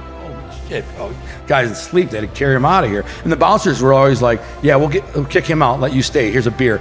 They didn't want to be me to, problem with me. So they said, here's a beer for you, and they kicked the other. But the guy was like, I'm messing with my cousins. So these cousins would be like. So what was the moment in prison when you decided, enough's enough, I'm tired, I'm drained, you're always in and out of prison, try to live day by day. What was the moment, what was the light bulb moment for you? That was the moment when I was in the hole, after I got jumped and beaten, and I was just like, man, this ain't the life I want. This is not who I am, man. All my life, I've been pretending to be somebody else. I've been trying to be somebody for everybody else. In reality, I like to think I was a nice guy, and I liked people. I enjoyed people. I enjoyed talking to them, meeting them. I was a funny guy. People liked me if they got to know me, but very few people got a chance to know me because my reputation was like, he's a crazy guy. He's a gangster, he's a criminal. I walk into a room, you could hear the din change, you know what I'm saying? Everybody's talking, and I walk in and, what's that guy? And they'd see me freaking knock guys out. They'd see me smash people. I pulled guns. I pulled a gun on a guy in a club one time who was over a drug deal going bad. These guys, I extorted one weed dealer for a pound of weed, said, you're going to pay a pound a week if you're going to sell weed in my town. And I told him who we were. And I took it. So the guy he got a weed from calls me, he says, you owe me for the pound. I said, I'm not paying you, bro. You know who this is? He's like, I know who you are. I knew the guy. I sold weed to him years ago. He wasn't a tough guy. He wasn't a gangster. He was pretending to be a gangster on the phone, talking crazy to me. I'll beat your ass, blah, blah, blah, blah. I said, all right, well, let's talk about it. I'm going to come to your house. So I come to his house. A dude answers the door. Dude's in like a 3/4 length trench coat, opens the door, and he says, points to the thing. And the guy's sitting at the end of the table like he's a mob boss, right? The guy whose weed it was. And he says, sit down. So the other guy sits down, pulls out a pistol, sets it on the table. He says, you owe me $1,000 for that weed. I ain't paying you shit. Now, at the time, I'm like, I don't know if this guy's crazy. He's a murderer. And I don't know if this guy's going to kill me. So I said, all right, bro, it's not that serious, bro. Go get your money. He's like, yeah, go get my money. I said, all right, cool. I get up and walk out because I'm not going to freaking, I don't want to die. So I said, yeah. So the dude who pulled the gun on me, I knew who he was. So I knew this girl. He liked this girl. I said, will you bring him to Point Billiards, which is like a pool hall that turns into a club at night. I said, I'm gonna beat the guy's ass. I'm gonna smash this guy. I go, are you cool with that? Well, she was a descendant of the mafia too. So she was like, her family was mob too. So she knew the deal. She knew the play. I said, bring this guy to this club. I'm gonna smash his head in. You're cool with that? She's like, yeah, I don't care. Get him. So I go in this club, and I knew the bouncer. I said, put me in the back in the kitchen. And when the guy comes in, he starts playing darts. And I walk over there. I said, mother effer, you put a gun on me. And I grabbed him and just smashed him. Started smashing him. Then I smashed him on the ground. I'm choked out. Bang, bang, bang. And I pull a pistol. And there's like 50 people in here. So it's kind of early in the night. It's like 8 o'clock. But there's like 50 people standing around. And I pull a pistol out and I put it in his mouth. I said, I'll blow your freaking head off, mother. You're playing gangster, Brandon. You're playing with the wrong one. Playing gangster, mother effer. And when I see your boy, I'm going to get his ass too. So he's all bloody. He's mangled. He's just like, all right, man, all right. This guy's face is a mess. So I catch the other guy, the one whose weed it was, like a month later, walking into a gas station with his girlfriend. He got longer blonde hair, right? And I run up around the corner, I see him grab my hair, and I start pounding, and I'm beating his ass. Now, remember, just a couple months ago, he was telling me he was going to beat my ass. He'll beat my ass. He was a gangster, blah, blah, blah. And I'm just smashing him. Same thing, bloody mess, mangled his ass. And anyway, he said, that's the type of crap that I did all the time. Yeah. Would you say you were a bully sometimes as well, though? Like bully? No. In fact, it's the opposite. So I was. You probably wanted to be the opposite, but your actions proved differently as well. Yeah. With the fighting, the stealing, the robbing. Yes, I agree, and I'm ashamed of that, and I'm sad of that. Only people like I was a bully's bully. I hated bullies. So you know this type of guy. You're in the club, right? and you see guys, I don't know, like we have the club circuit on the east side, so there's like 10 clubs, we all go, and you see guys from other neighborhoods all the time. You kind of know who they are, and all of a sudden you see him one starting to get bigger and bigger and bigger. So he's on steroids, he's juiced up, he's getting bigger, and he's walking around, and he used to be kind of a timid guy, quiet, just, hit on a girl, whatever. Now he's in the club talking loud, acting tough, he's like smacking his own homeboys in the head, like, and I'm watching him, I'm like, this mother effer thinks because he's, put a little muscle on, he's a tough guy. And that bothered me, bro, that bothered me bad. And then so what I would do is, if there wasn't a lot of girls in the club and I wanted to go, I'd tell my guys, let's go to another club, strip club or whatever. And they'd, no, stay, I'm hitting in this waitress. I said, no, let's go. And they wouldn't go. I said, all right, I know how to end this. So I go walk over, I walk through the club towards this group of guys, and there's always a couple big dudes, 4 or 5, and I walk by him and bang, I like knock his drink out of his hand, boom. The one who's been acting tough. And freaking, I knocked drink out, and they usually would say, oh, my bad, big dog, my bad. And if they did that, I'd say, sorry, bro, let me buy you your drink. I'd buy you a drink. But I was letting them know, like, listen, you ain't no tough guy, bro. There's tough guys in here. You ain't one of them, so stop pretending. But if they got tough, they go, motherfucker, what's your problem? Mother, F my problem, I'll beat your ass. And they say, man, you ain't gonna be, boom, knock him out. And then I look at his boys like, you want some too? And they're always like, oh, and then they pick him up, blah, blah, blah. So I guess I did bully, guys like that. Or like when I extorted drug dealers who I didn't like, if they were selling a bunch of weed or coke or whatever in the neighborhood and they were connected to the mafia and they didn't have like no drug cartel connection or whatever, I would go to them and say, listen, bro, this is our city. You have to pay a piece. If you're selling 10 pounds a week, you got to pay us a pound. That's how it works. But we have friends in the cops and we have judges and stuff like that. So if you ever get in trouble, we'll help you get out of trouble. We'll know if there's an investigation. I'll tell you, listen, you got this guy you're dealing with, he's a rat. I could find all this out. So I'm going to help you, but you got to pay me, $1,000 a week or a pound a week. So that's a form of bullying, but that's just a typical. Yeah. What's the worst thing about prison?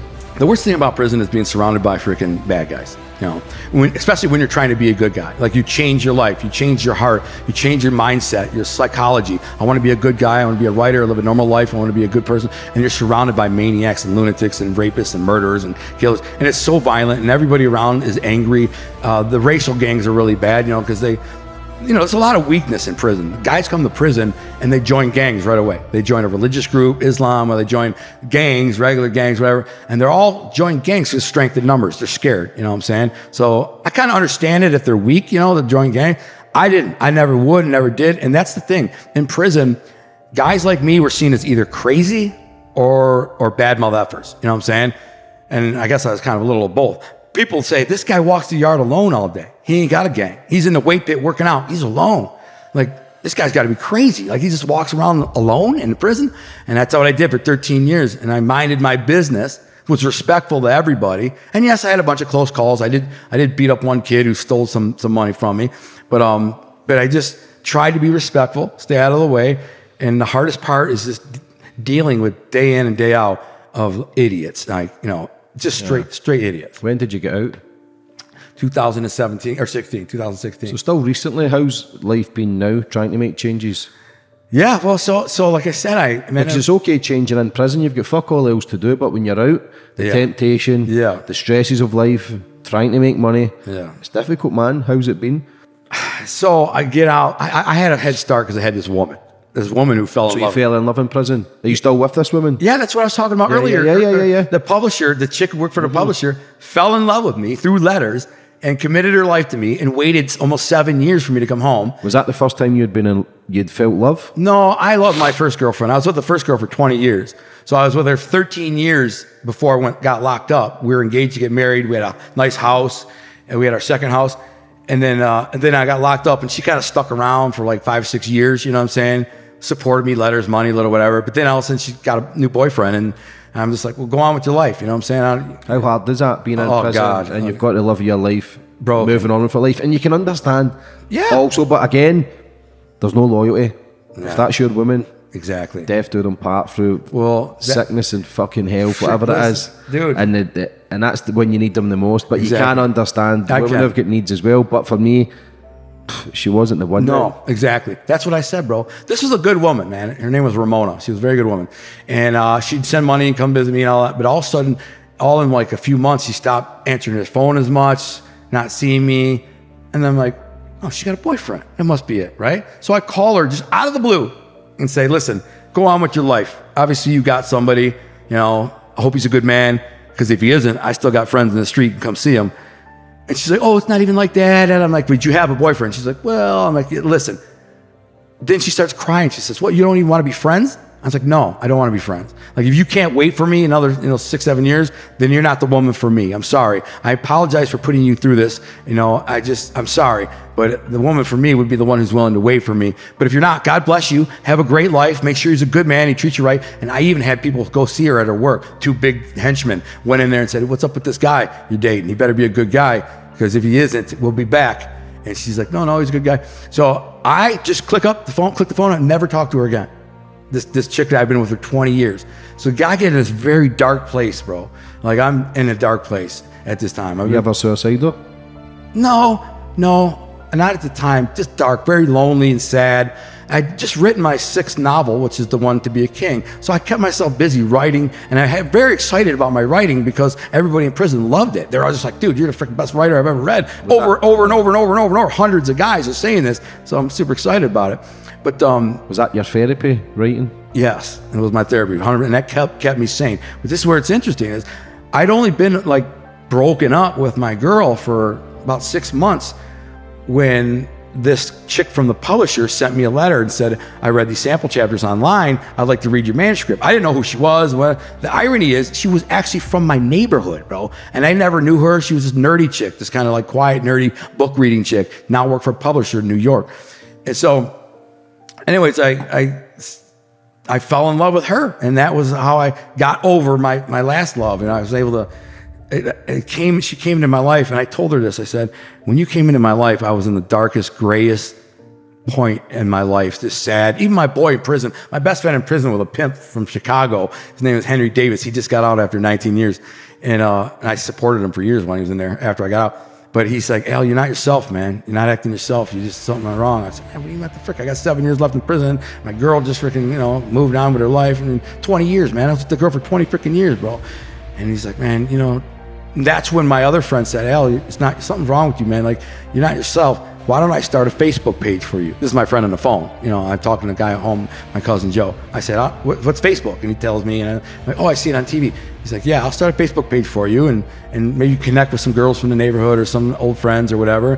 And I'll put samples of your book up. People can know you're a writer and you're in prison writing. And so he did that. And then that girl came around, and we fell in love. And she, waited. So, yeah, the next 7 years were much easier, because I had this amazing, beautiful woman waiting for me in my corner, preparing a life for me. So got us a house and got everything ready. When I walked out of prison, dude, like, my boys picked me up. 4 of my boys picked me up in prison. They did it on Facebook Live. Like 15,000 people were watching it on Facebook Live as I walked out of prison. And they take me to breakfast, and they give me some gifts. They give me an iPhone. I've never seen a smartphone. Like, at this point, I don't even know what I know what they are, but I don't know how to work. They hand me an iPhone. They give me some gifts, and just hook me up and say, all right, now we're going to take you up to Maria. Maria's 5 hours north at our house, cooking this massive feast, oxtails and turkey and all this stuff, everything I asked for, pecan pie, all this. And I drive up there, and we have this feast. It's actually a super emotional moment, because I tricked her. She didn't know when we were going to be there exactly. And so I told them to drive by it's not in the woods, in the middle of the woods. There's nothing there but wilderness. I said, drive by the house and drop me off, and then give me 10 minutes. Because my boys wanted to video it. They were like, oh, I got to get this on video. Like, you with Maria for the first time as a free man. And I said, no, bro, this is private, bro. This is between me. I know I'm going to cry. So I don't want to, I said, just give me 10 minutes. So drop me off. So they dropped me off in the woods about 100 yards past the house.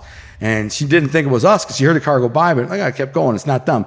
So I sneaked through the woods. I'm crunching through the woods. I'm sneaking. Dude, this is the most surreal moment of my life. Try to put yourself in my shoes. I've just been in prison for 13 years. This is the most surreal moment. I am in the woods. The sun is shining. It's a blue sky. I hear the birds. I hear the insect. I'm standing free, all alone. It's the first time I've been alone in 13 and a half years. And I'm just standing there going, oh my God, I'm free. Like, I can't believe this is real, And I looked through the woods, and I could see Maria on the back deck. She's in a blue dress, and she's sitting there. It looked like she was praying, which she was. And so I come sneaking up through the wood, and I come sneaking, walk up, and come behind her. I call her Birdie. That's my name for her, Birdie. I said, what's up, Birdie? And she, oh my God, she turns around. I jumped the railing, and embrace her. And she's like, please never leave me. Please never leave me. Promise you'll never go back. And, and she's crying, and I'm crying. And I'm like, I'm not going anywhere. You got me. You're stuck with me now. You're stuck with me for life. She's like, oh my God, I love you so much. I can't believe you're here. Oh, blah. And then all of a sudden, my boys come walking around the corner after like 10 minutes, and we're still hugged up, crying and stuff, and they're videoing it. And so it was a real sweet moment. And then the next day, we went to the courthouse in this little town, this little tiny town, and she'd written the vows, and a clerk comes in the courtroom, and we read the vows. And so as they're reading, the chick's reading the vows, I'm looking over at my boys, and they're crying, bro. They're crying. I start crying, you know what I'm saying? The girls aren't really even crying. All the dudes, big tough guys, Detroit tough guys, everybody's, crying. And so I married my wife, and then right after that, I said to my cousin, would you baptize me in Lake Huron? I want to be a new man. I don't want any remnants of my old self left. Would you wash that away from me and baptize me in Lake Huron? So we drove like 5 miles to this really secluded, remote beach, and it was perfect. It looked like you're in Tahiti. This blue turquoise water was warm, and they baptized me in there, and I came out. I did not want to get out of the water. It was so beautiful. And then that day, I started my life. I started my new life after that day. And me and my wife had a little bit of a honeymoon period where I was editing my book. I was kind of proofing, editing the final before I published it. And we did camping. We did a bunch of camping, and a little bit of traveling, and just enjoyed life, man. It's just out in the woods. I had a 4-wheeler. Somebody gave me a 4-wheeler. So, I had everything. It's nice. It's beautiful new life. Oh, I loved it. I was out in the woods. I had trails that went miles. You could go forever on these trails through the woods. And that's what I did every day. And then I published my book 7 months later. And there was a lot of hype around it because I, on Facebook and groups and whatever, not a ton of hype, but I sold 500 pre-orders, which is pretty good. Yeah. 500 pre-orders. And then I went live with it. And then just everybody starts going, bro, this freaking book. How many books have you written? 10. And where can people buy your books, Connor? Amazon. Go to Amazon. Just go to Amazon. To Be a King, Volume 1 and 2. Or you go to my website too. What's your website? Gunner Detroit. And what about your clothing range and stuff? Promote it all? Yeah. So right after I launched my books, and they kind of shot to the top of the Mafia is a very tough genre to crack. There's a lot of books. I shot to the top. I was number 28 at one point, which is huge. And I was listed. I remember I got suggested next to The Godfather. So you had The Godfather, and then my book, like suggestions to people. Now, I looked over, and this book is suggested next to The Godfather. I got a screenshot of it. I'm like, oh, that's freaking crazy, bro. And I buy books next to The Godfather. So yeah, and then I started Art Thing Apparel, which that's our logo, which is kind of a loosely, not loosely, it's a kind of a mafia theme clothing line. Art Thing, if everybody knows who Art Thing, if you don't know what it is, it's Cosa Nostra. So the term Cosa Nostra in English means art thing. Cosa Nostra is a euphemism for the mafia. That's what the mafia calls itself. It's art thing. And it means, so anyways, I started this line, clothes, it's tracksuits, jackets, hats, hoodies, all this stuff. And started selling it. People started liking it. I love it. People all over the world. I've sent it to the UK, Australia, South Africa. And that's artthinapparel.com. All the links to everything that I do, you can find it at my website, Gunner Detroit, at gunnerdetroit.com. My YouTube channel is Gunner Detroit. You can find that. I know it's not a huge channel, but soon I'm going to be doing a lot of. I used to have like 400 shows there, but my producer, I have a TV series that's in works. I can't really say what that's about, but there's a documentary that's being made on me.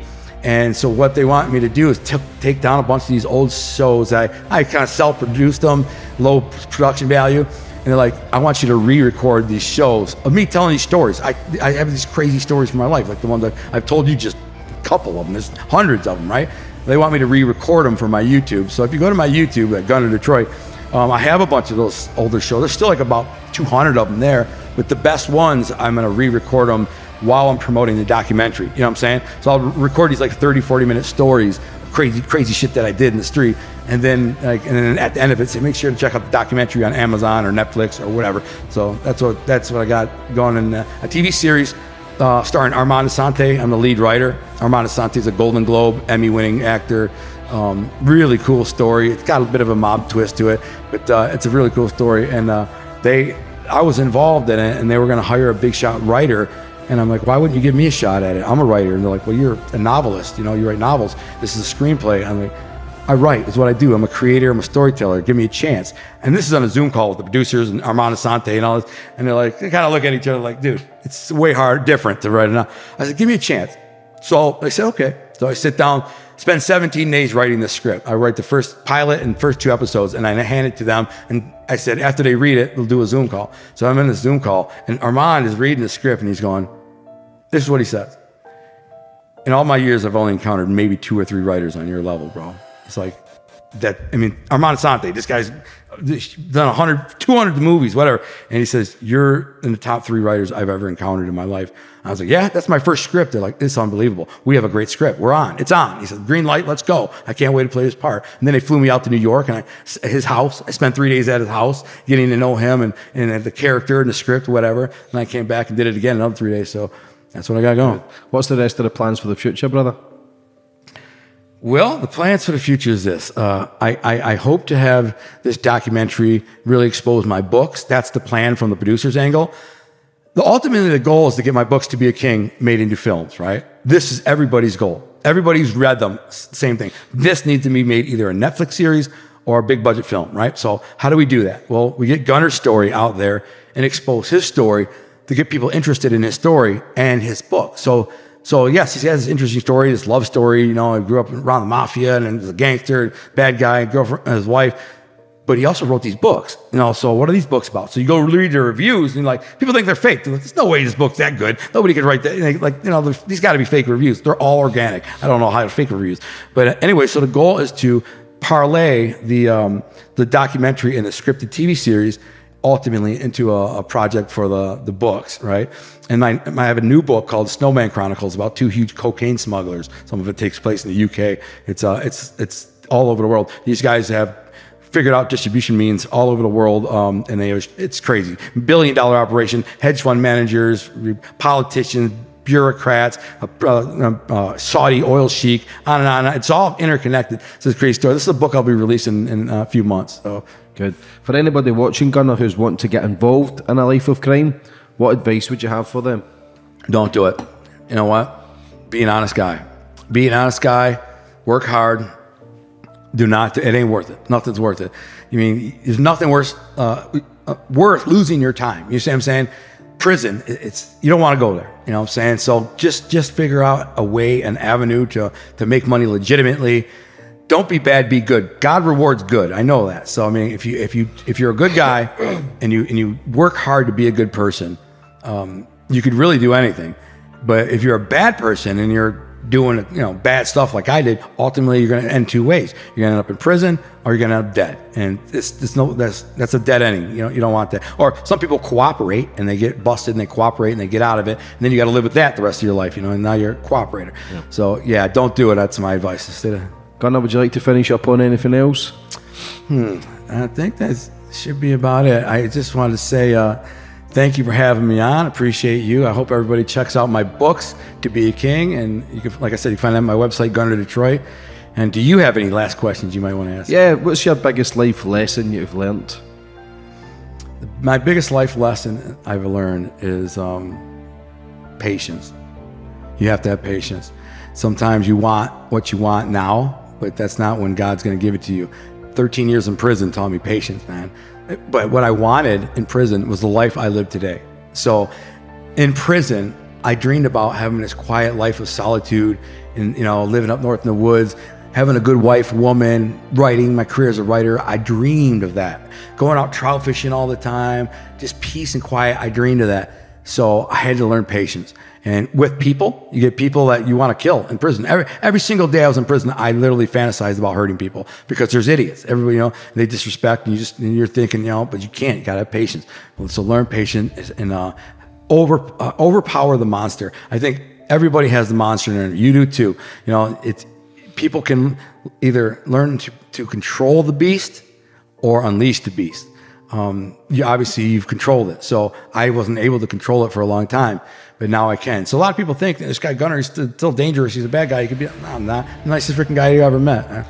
Gunner, for giving me the time and coming on the show, I genuinely appreciate it. Yeah. I wish you nothing but the best for the future, brother. Thank you. Take care and speak soon. God bless. Thanks for having me on. You, brother. Take care.